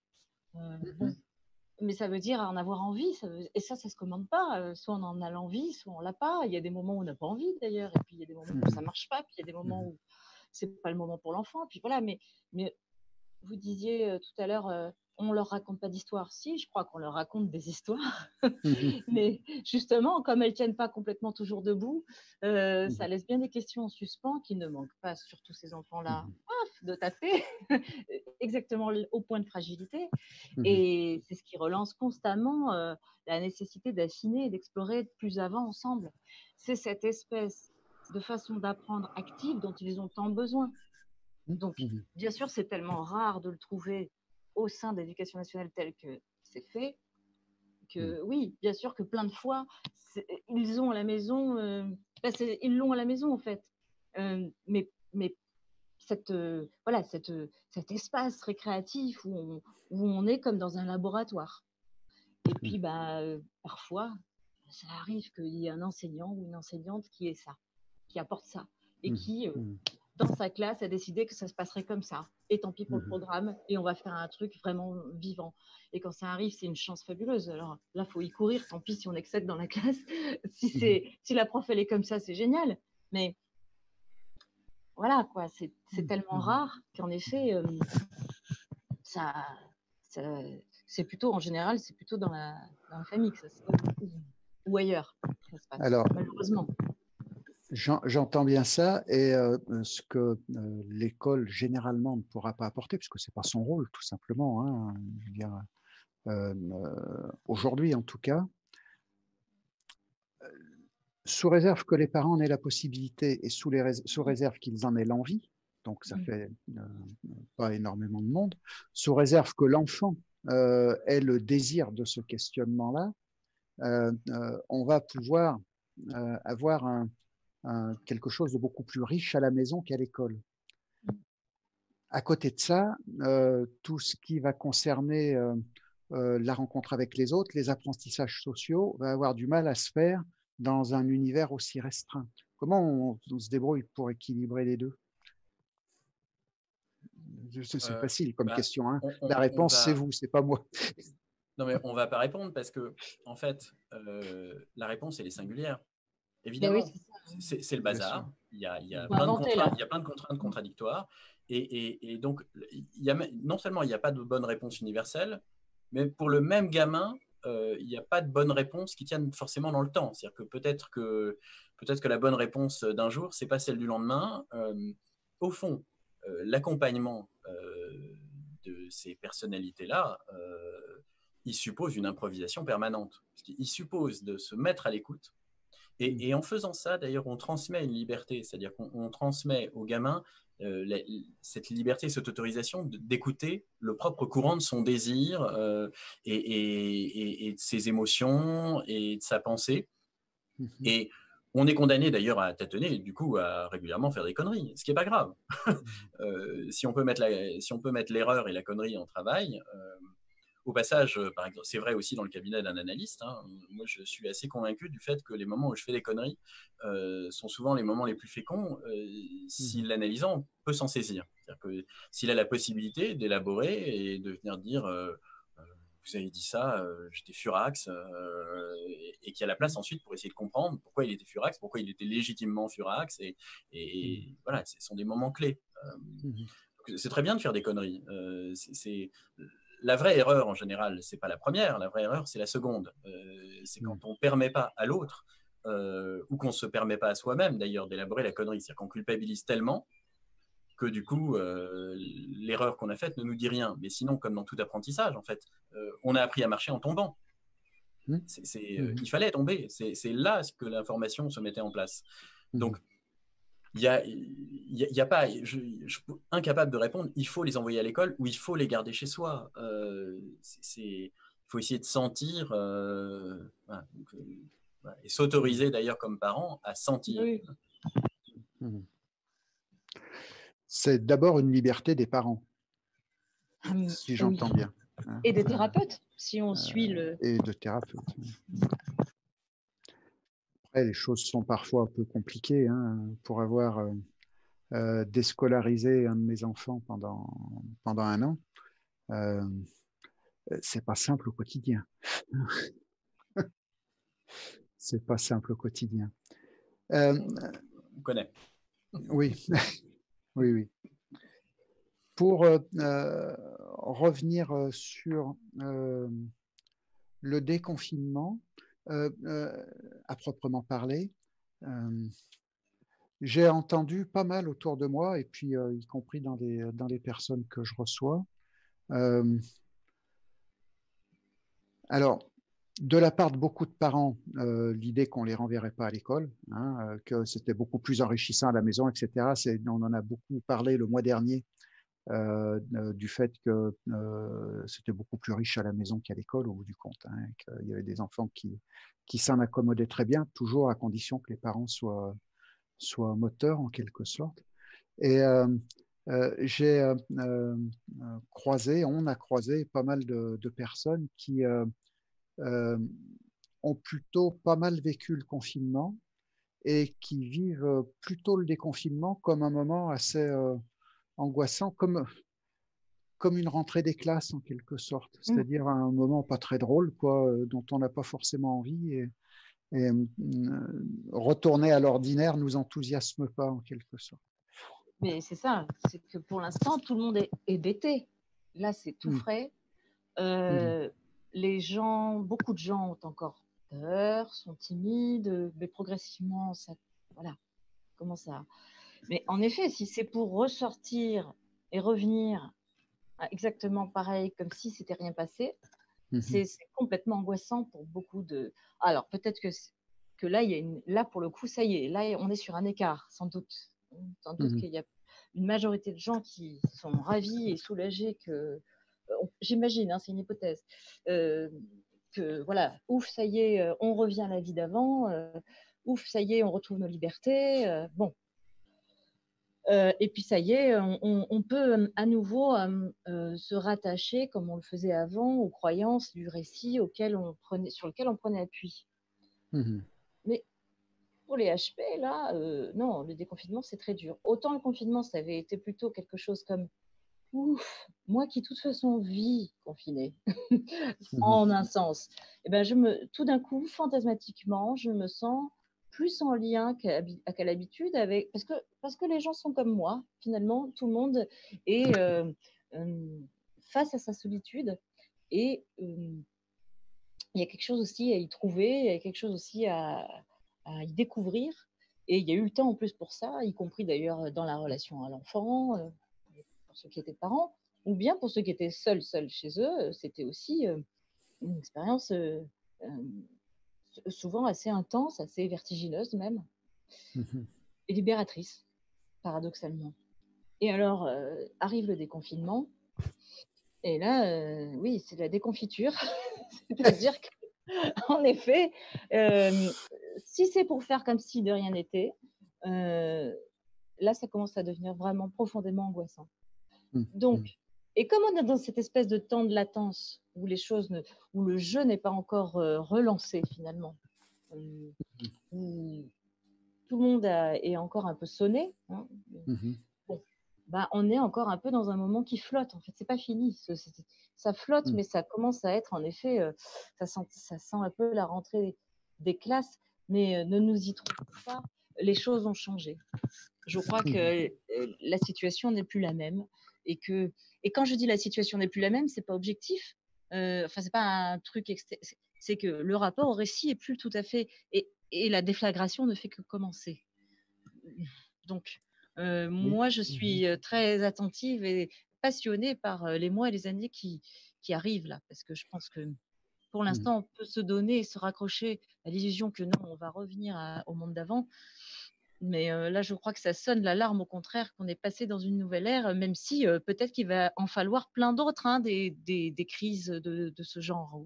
Bon, pour que vraiment on réunisse complètement les conditions pour que quelque chose de véritablement efficace se passe. Mais on sent bien que peu à peu, pas à pas, quelque chose s'enclenche. Alors, il me manque peut-être un élément là, mais on y est presque pour que on soit sur un défi un plateau, un jeu des forces là qui commence à être intéressant et effrayant en même temps. Alors, cela dit, on rejoint là quelque chose qui est à mon avis central et pas si fréquemment aperçu, et dans l'articulation avec la question des HP, des dits HP. Bon. Et qui d'ailleurs, dans la clinique, dans la pratique clinique, est un enjeu considérable, qui est la place de la question politique. Parce que d'habitude, il paraît assez évident que quand quelqu'un va chez le psy, il y va pour parler principalement quand même de son histoire intime. Alors si c'est un analyste, il y va pour parler de papa, maman, le complexe d'Oedipe, voilà. Qu'est-ce qui s'est passé au moment de l'apprentissage de la propreté, voilà, pour caricaturer. Hein. Et tant qu'il ne parle pas de ça, il est dans la résistance. Il ne parle pas des choses qui comptent. Bon, ça c'est dans le dogme psychanalytique. Chez le psychiatre ou chez le psychothérapeute, il y va pour parler de ses symptômes. sa souffrance, ses angoisses, ses anxiétés. Bon. Alors, s'il se met à parler de métaphysique ou s'il se met à parler de politique, c'est qu'il ne parle pas vraiment de lui et ce n'est pas le lieu. C'est quand même très souvent comme ça que c'est considéré. Or, s'il y a bien une chose flagrante avec les gens qui viennent nous voir, c'est que eux viennent nous voir avec une quête de sens qui est multidimensionnelle. Et que, bien sûr, ça s'enracine aussi dans l'histoire archaïque de l'individu. Évidemment, dans l'intimité, de la même façon que, là, tout à l'heure, on parlait de politique, mais je ne suis pas dupe. Mes idées politiques, ça raconte aussi mon histoire intime, mon papa, ma maman et ce qui s'est passé, évidemment. Mais ça n'est pas que ça. Pour que quelque chose ait du sens, pour qu'un acte ait du sens, pour qu'un moment soit plein de sens, en fait, il faut que le récit dans lequel il vient s'inscrire soit multidimensionnel et contienne un grand nombre d'échelles simultanément. Et ce qui fait que d'habitude, finalement, la politique n'a pas lieu d'être dans la quête d'un individu en analyse ou dans le travail psychothérapeutique, c'est que finalement, on fait fond, d'habitude, au fond, aussi bien le psy que le patient ou l'analysant, on fait fond sur l'idée que quand même, globalement, le monde a du sens. Voilà, hein, si les choses sont comme ça, c'est parce qu'elles devaient être comme ça. Au fond, toutes les sociétés, de toute façon, produisent toujours un discours visant à légitimer l'ordre social. Donc, on fait fond sur ce discours et sur cette croyance. Du coup, c'est évident qu'il faut s'adapter. Voilà, si les choses sont comme ça, si le monde du travail est comme ça, il y a des défauts, il y a des problèmes, mais globalement, ça a du sens. Et c'est pas une question d'idéologie politique. C'est-à-dire qu'il y a mille manières aussi d'être très profondément conformiste en ce sens-là, tout en étant, soi-disant, d'extrême gauche ou très radical ou communiste, ou etc. Mais où au fond, on ne remet pas en cause le récit, y compris le récit d'ailleurs de l'appartenance au parti communiste, ou, etc. Les HP, ils sont subversifs en un autre sens. Même quand ils sont chrétiens traditionnalistes, ils sont très subversifs parce qu'ils ne le sont pas à la manière habituelle. Certains d'ailleurs sont venus me voir. Ça a été assez amusant. On a très bien travaillé ensemble. Il y a des gens qui sont venus me voir alors qu'ils avaient bien lu, même si quand on lit un peu nos bouquins entre les lignes, on voit bien de quel bord on se situe. Et ils savaient bien qu'ils n'étaient pas du tout de mon bord idéologique.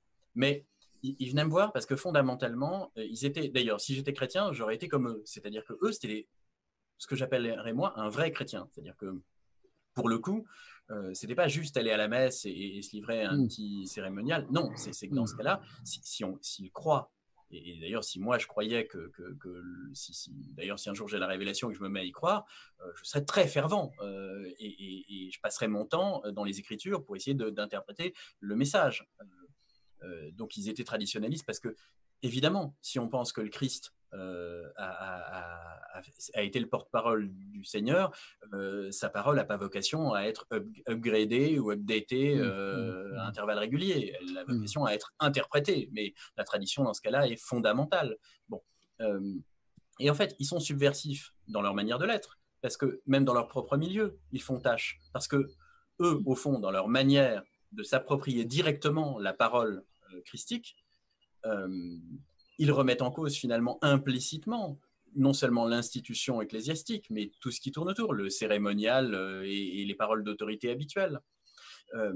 Et donc, ce dont je parle là, c'est finalement, dans nos hypothèses, ce qu'on appelle HP, ce qui se traduit fréquemment par des performances cognitives, c'est d'abord un mode d'adhésion plus problématique que le mode typique, aux récits par lesquels les parents d'abord et toute une société proposent de donner du sens à l'existence. Donc ce sont des individus qui questionnent, qui n'y croient pas tout à fait aux fables qu'on leur raconte, qui en aperçoivent le statut de fable. Du coup, ceux-là ont terriblement besoin aussi de refonder la politique. Ils ont besoin de penser le monde. Peut-être d'ailleurs peut-être pour le conserver, peut-être sont-ils conservateurs, ils ne sont pas nécessairement... ils ne sont pas sur un bord ou sur un autre de l'échiquier politique, mais ils remettent en cause l'échiquier lui-même, ils ont besoin de le repenser. Et du coup, c'est un élément fondamental même du travail en analyse. C'est dans un aller-retour, évidemment, avec leur histoire intime. De toute façon, quand on reçoit quelqu'un, bon, c'est notre cas la plupart du temps en plus, ce sont des gens concernés par ce profil, ce sont des gens qui non seulement vont s'interroger sur leur propre vécu et qu'est-ce qui leur arrive, ils vont essayer en effet de tenter une ouverture à leur propre inconscient. Bien sûr, ils savent quand même un petit peu qu'ils sont là pour ça, mais pas que, bien sûr, et loin d'eux. Et de s'en contenter, ils sont aussi en train d'interroger le cadre de ce travail-là, ils sont en train aussi d'essayer d'en avoir d'ores et déjà une pensée, bien à eux, tout de suite. Ils sont déjà en train de faire des hypothèses qui n'appartiennent qu'à eux sur qu'est-ce que c'est que ce truc qu'on leur propose. Et puis, d'ailleurs, qu'est-ce qu'on leur propose et qu'est-ce qu'ils y amènent, en quoi ils l'incarnent eux. Et puis, il y a en effet cette question de l'universel qui est au cœur de je dirais même d'ailleurs de l'incarnation singulière dans ces problématiques-là. Oui, ça n'arrête pas de s'articuler, d'être en question constamment. Donc, c'est à plusieurs étages, à plusieurs niveaux, constamment. Alors, si à ça, le psy, de quelque obédience soit-il, est en train de dire, bon, mais non, mais ça, c'est de la résistance, parce qu'en fait, vous êtes là pour parler de papa et maman, c'est terminé. Ces gens-là, c'est pas possible. On leur empêche là de faire des liens qui sont tout à fait légitimes, au contraire. Parce que on peut pas comme ça cloisonner les choses. C'est bien le problème, c'est que ce sont des esprits synthétiques, créateurs, qui ont besoin de faire des liens et qui donc quand ils parlent d'une chose, ils peuvent pas s'empêcher de parler aussi de 10 autres choses en même temps et de les interroger toutes ensemble. Et c'est ça qui est passionnant aussi. Mais donc, si on est dans un souci de rabattre la personne sur le récit collectif en vigueur, en se disant que c'est la seule voie d'apaisement et voilà, en tant que thérapeute ou psy, qu'on puisse offrir à quelqu'un qui souffre de ce fossé-là qu'il ressent par tous ses pores, on est en train juste de lui imposer une souffrance de plus. Il s'agit au contraire de l'aider à quitter cette rive, à aller vers autre chose. Alors que même ça compte d'ailleurs. Même ça, on n'est pas censé le faire, en soi-disant. Il y a plein de trucs qu'on n'est pas censé faire, parce qu'il faut tellement tout cloisonner tout le temps. Mais en tant que psy, on est censé être neutre, pas dire certaines choses, pas parler de certaines choses. Mais avec une clinique comme celle-là, et bien sûr qu'il y a plein de choses qu'on se permet de faire parce que c'est carrément vital. Il y a une telle solitude qu'on ne va pas juste faire comme si il ne s'agissait que de cette... Ils ont besoin d'entendre aussi des fois que ce qu'ils disent, en fait, ça fait 10 fois qu'on l'entend par jour. Enfin, qu'ils ne sont pas seuls, même si bien sûr que c'est toujours aussi très, très singulier. Mais qu'il y a quelque chose là-dedans, ouf, qui relève du collectif. Ouf, on peut universaliser quelque chose aussi. On n'est pas un monstre dans son coin, tout seul, à se dire oh, peut-être que je suis seule à ressentir ça. Mais c'est horrible de s'interroger comme ça, de se dire mais s'il faut, vu que c'est quelque chose que je n'ai jamais pu partager avec quiconque, s'il faut, je suis seule à le penser, je suis le seul à le ressentir. C'est atroce. Donc, en effet, et on est dans de telles solitudes vertigineuses que là, il faut sortir un peu, je pense, franchement, il faut y aller.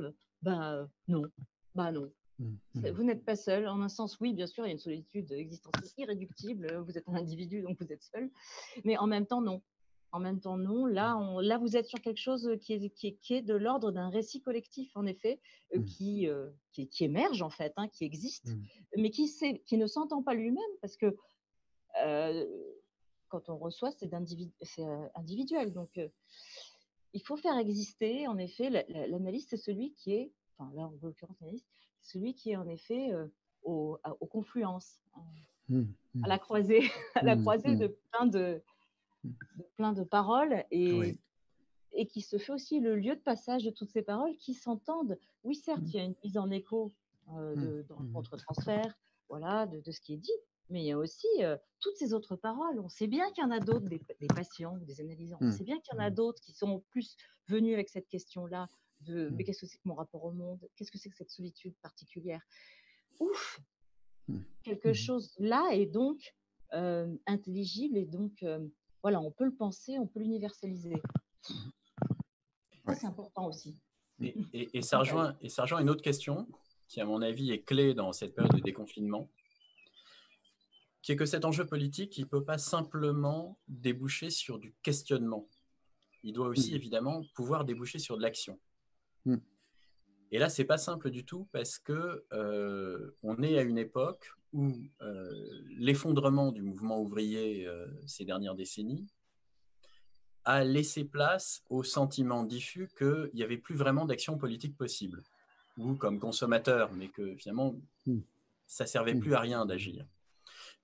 C'est un tel sentiment, ce sentiment d'impuissance, que d'ailleurs, c'est même pas simplement le sentiment d'impuissance du citoyen lambda, c'est une illusion d'impuissance, je dis bien une illusion, qu'on trouve aussi dans la bouche des soi-disant décideurs, qui eux-mêmes avouent qu'ils... tu parlais tout à l'heure du choc pétrolier de 73. Bon, donc tu dois te souvenir comme moi je suis un peu plus jeune que toi, en 73 j'avais 3 ans, mais tu dois te souvenir comme moi de la campagne présidentielle de 81. Oh oui. Voilà. C'était une époque où quand même, les candidats, quand ils s'affrontaient dans un débat d'entre-deux tours, promettaient la lune. Vraiment. C'est le moment de draguer les électeurs, c'est le moment où on leur promet des choses fantastiques. Si on compare les promesses qui étaient faites dans ces débats-là, à ce qu'elles soient mensongères, c'est pas de ça dont je veux parler. Ils s'opposaient vraiment comme potentiellement pouvant changer la société ou la maintenir, en tout cas tout bouleverser. Bon. Quand on compare au débat d'entre-deux tours de ces dernières années, j'ai bien le débat d'entre-deux tours parce que celui-là est significatif, parce que c'est le moment normalement où ils nous draguent. Donc c'est le moment où normalement ils doivent nous promettre qu'ils vont nous emmener voir les étoiles. Sauf que les débats depuis 15 ans, c'est grosso modo quelque chose dont le fond est, bon, de toute façon, on a très peu de marge de manœuvre, parce que le budget de l'État, c'est une peau de chagrin. Et donc, au sein de cette micro-marge de manœuvre, je ne peux évidemment pas vous promettre qu'il n'y aura plus de chômeurs, ni vous promettre que tout ira bien, ni rien. La seule chose que je peux vous dire, c'est que je vais essayer de faire un peu moins catastrophique que mon adversaire du jour. Je vais essayer d'être un peu moins impuissant que lui. Mais il y a un discours d'impuissance énorme, qui est le pendant, finalement, de cette contre-révolution néolibérale qui avait vocation à affaiblir les États en les surendettant, et du coup à faire de la contrainte budgétaire la marque de l'impuissance radicale. Donc, voilà, c'est le marché qui décide, et si le marché décide, autant dire qu'il n'y a plus aucun acteur qui décide. C'est un mythe, en fait. D'ailleurs, c'est ce qu'est en train de montrer cette période. C'est-à-dire que quand il décide de confiner, il confine. S'il décide d'arrêter l'économie, il l'arrête. Et s'il décide de faire surgir des milliers de milliards de dollars ou d'euros, ils les font surgir. Non pas que ce soit magique, mais c'est possible. Et que donc, il y a bien des choix politiques derrière. C'est-à-dire qu'il y a bien la possibilité de penser collectivement la société dans laquelle on veut vivre.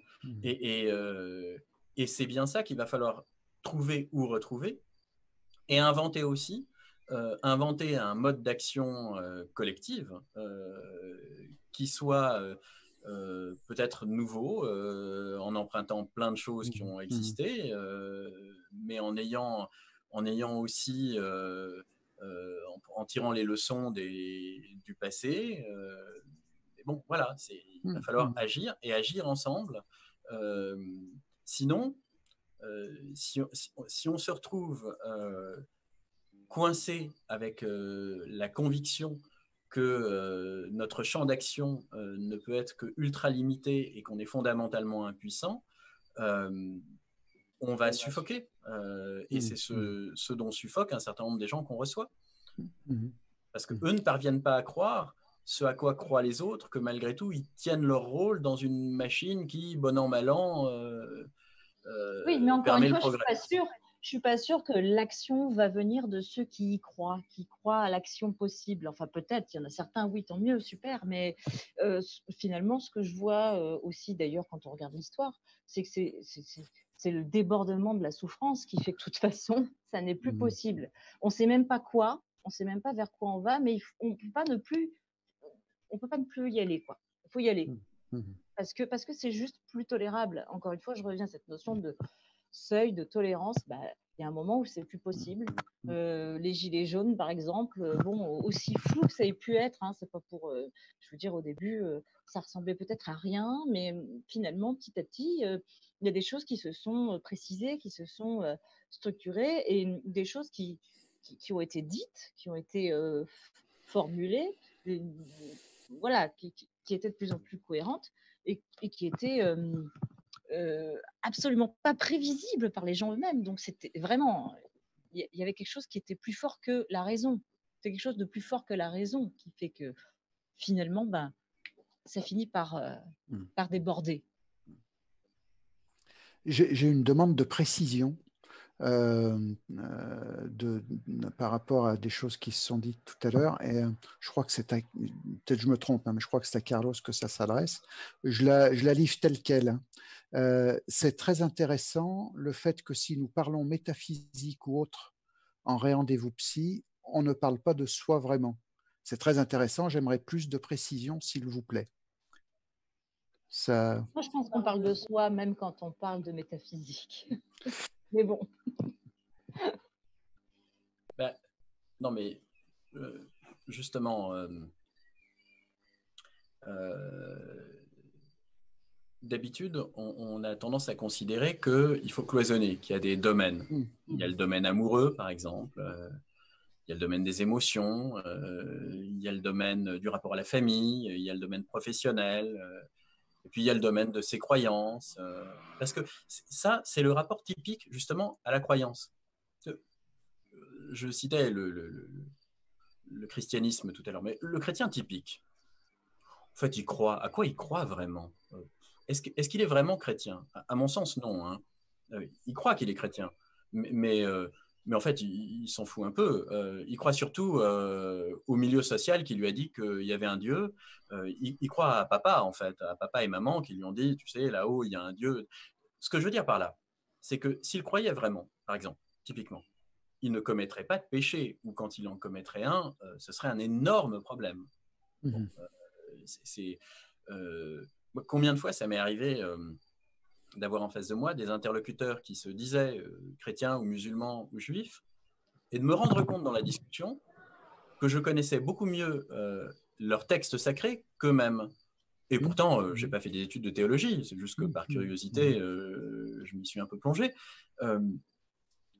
Qu'est-ce que ça veut dire? Le mafieux italo-américain que je citais dans mon premier bouquin, il est chrétien en un sens, oui, il ne supporterait pas que sa fille épouse un juif, et si son petit-fils était baptisé, il en ferait une maladie. Mais en même temps, qu'est-ce que ça veut dire, il est chrétien? Qu'est-ce qu'on veut dire exactement par là? À quoi croit-il? Sans doute pas à ce à quoi il croit. Bon, à quoi il croit croire, j'aime bien prononcer cette phrase. Bon. Et au fond, dans ce mode de croyance typique, où finalement on ne réinterroge pas l'objet de sa croyance de manière singulière, on y croit à la façon dont le groupe y croit.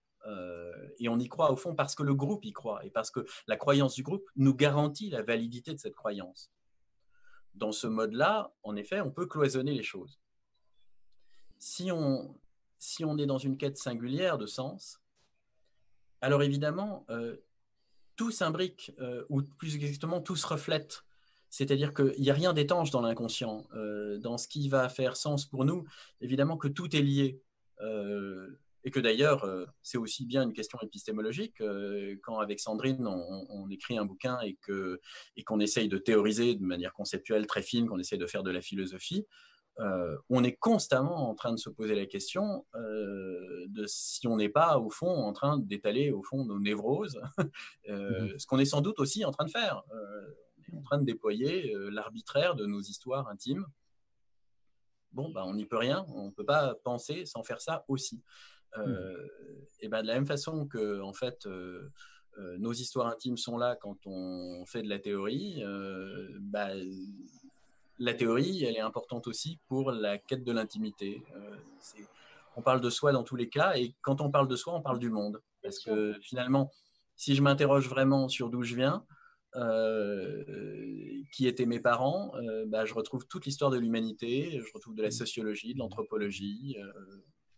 Oui, et puis celui qui parle du monde, il parle de lui sans même parfois s'en rendre compte. Et justement, peut-être qu'un psy, c'est aussi là pour ça, pour dire « Ah, mais ça, c'est qui parle là ?» Donc, faut arrêter de cloisonner, quoi. On n'arrête pas de dire ça depuis le début. Et sans doute que la période s'y prête particulièrement bien, avec l'air que ça peut faire entrer, même si c'est une période difficile, et les possibles qui peuvent s'ouvrir. Je suis assez sensible à ce que tu disais tout à l'heure, Carlos, à propos de le fait qu'on avait un discours politique idéologique, enfin, avec des espoirs qui étaient portés, avec des changements de société qui semblaient possibles, avec un Dans demain les années 80 dans les années 80, oui, avec les années 70 surtout. Et il semble que ces idéologies-là, je ne parle pas particulièrement d'idéologie socialiste ou communiste, mais en tout cas cet espoir, il semble que cet espoir soit dilué dans le temps, hein, de manière un peu curieuse, et que, assez bizarrement, l'expérience qu'on vit aujourd'hui de confinement, de petits déconfinements, et encore pas partout, hein, les zones vertes, il y a les zones rouges, il y a les pays qui viennent de se fermer, d'autres qui ont fini de s'ouvrir. Enfin bon, c'est un petit peu chaotique tout ça. Mais bizarrement, cette période compliquée, avec beaucoup de stress par certains côtés, semble rouvrir des champs possibles, alors qu'il y a 2 ou 3 mois, il semblait ne plus y en avoir. Vous avez ce sentiment? On a essayé de nous faire croire que le seul terrain d'invention possible, c'était l'entrepreneuriat. On pouvait en effet inventer et innover de nouveaux produits. Certes, mais toute l'histoire de l'humanité est là pour nous montrer que non, on peut inventer beaucoup d'autres choses que des produits à vendre, qu'on peut inventer des rapports sociaux différents, on peut inventer des modes d'organisation différents. Voilà. Et il n'y a aucune raison que ça s'arrête maintenant. Toutes les sociétés ont toujours produit un discours visant à montrer qu'elles étaient éternelles. Et ce qui est assez amusant, c'est que la nôtre, qui est pourtant d'une instabilité étourdissante, propose ce même discours, ce même mythe, et jusqu'à présent semblait un peu y croire. Mais voilà, peut-être que c'est très en panne, là. C'est plus en panne que d'habitude. C'est étonnant quand même, parce que l'humanité n'a que quelques milliers d'histoires derrière elle. C'est quand même vraiment très jeune tout ça, finalement. Oui, c'est très peu, oui. Et alors, elle s'arrêterait là, comme ça, pouf, avec le néolibéralisme. C'est étonnant quand même. Alors, qu'est-ce qui fait que là, il y a des croyances qui bougent, qui s'effondrent un peu? De toute façon, à chaque moment cruciaux comme ça, de crucial de l'histoire, on voit bien qu'il y a un moment de bascule. Il y a toujours des événements comme ça qui surviennent, violents, et qui ébranlent des croyances. Alors, je repense à la croyance, et à chaque fois, il y avait ce même sentiment, sans doute. Il faut imaginer, en effet, avant la Révolution française, par exemple, la personne du roi, c'est en effet Dieu sur terre. Et ça, personne, dans aucune tête, avant. Et puis en quelques années, tout d'un coup, ça s'effondre, au point qu'on finit carrément même par le mettre à mort sur la place publique. C'est incroyable. C'est incroyable à quelle vitesse ça a pu aller dans les têtes. Oui. À quelle vitesse ça s'effondre, et à quelle vitesse, en effet, aussi, ce sentiment d'impuissance asphyxiant se lève. C'est ça aussi qu'il faut remettre en perspective dans l'histoire. Et à quelle vitesse apparaît une intelligence collective, ou pas d'ailleurs, ou des phénomènes collectifs terribles. C'est pas. Oui, mais disons que aussi, hein. L'évolution des mentalités, s'il y a bien une chose évidente, c'est que l'évolution des mentalités n'est pas du tout une fonction linéaire du temps. Ni, d'ailleurs, l'évolution de la conscience, ni chez un individu, ça passe par des crises, ni à l'échelle collective. Mine de rien, si on reprend la Révolution française, il y a eu des choses terribles et effroyables dans la Révolution française, mais ça a aussi fait basculer en 20 ans un monde dans un autre, Ça a fait naître la nation, d'ailleurs. Ça a changé complètement les rapports hommes-femmes. Ça a profondément changé les mentalités, à tel point que quand il y a eu la Restauration en 1815, il y a beau avoir de nouveau un Bourbon sur le trône, tout le monde sent que le monde ancien ne reviendra jamais. Et Chateaubriand peut se désespérer parce que quelque chose est totalement fini, ne reviendra plus jamais. Et quand on pense quand même que, par exemple, le divorce est institutionnalisé en 1793, le divorce,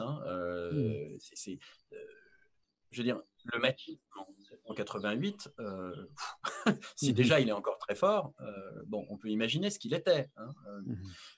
Qu'est-ce qui s'est passé dans les rapports hommes-femmes en 3 ans, 4 ans, pour que l'institutionnalisation du divorce devienne possible? Un nombre de choses incroyables. Voilà, c'est aussi ça. C'est une drôle de glaise, l'être humain. De la même manière qu'à l'échelle individuelle, c'est à partir de nos névroses, de nos souffrances, qu'on crée les plus belles choses. Ou des choses terribles, d'ailleurs. Enfin, voilà, c'est quitte ou double. À l'échelle collective, c'est sans doute vrai aussi. Donc, je crois qu'on va être arrêté par le soir. Progressivement, on va s'éteindre. Oui, c'est pas nous. Hein,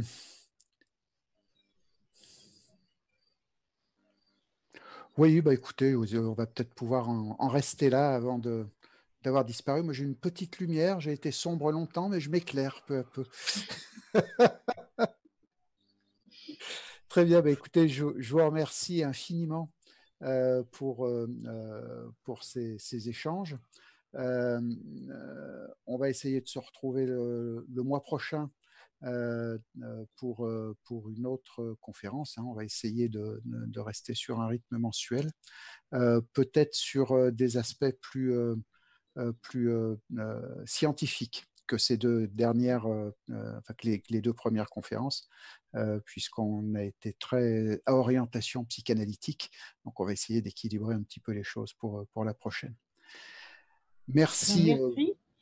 Comment ? Merci. À toi. Merci beaucoup à vous deux. Et puis, très bientôt, j'espère, pour continuer nos échanges. Je fais pour Bruno le clap de fin et le lancement du générique. Top.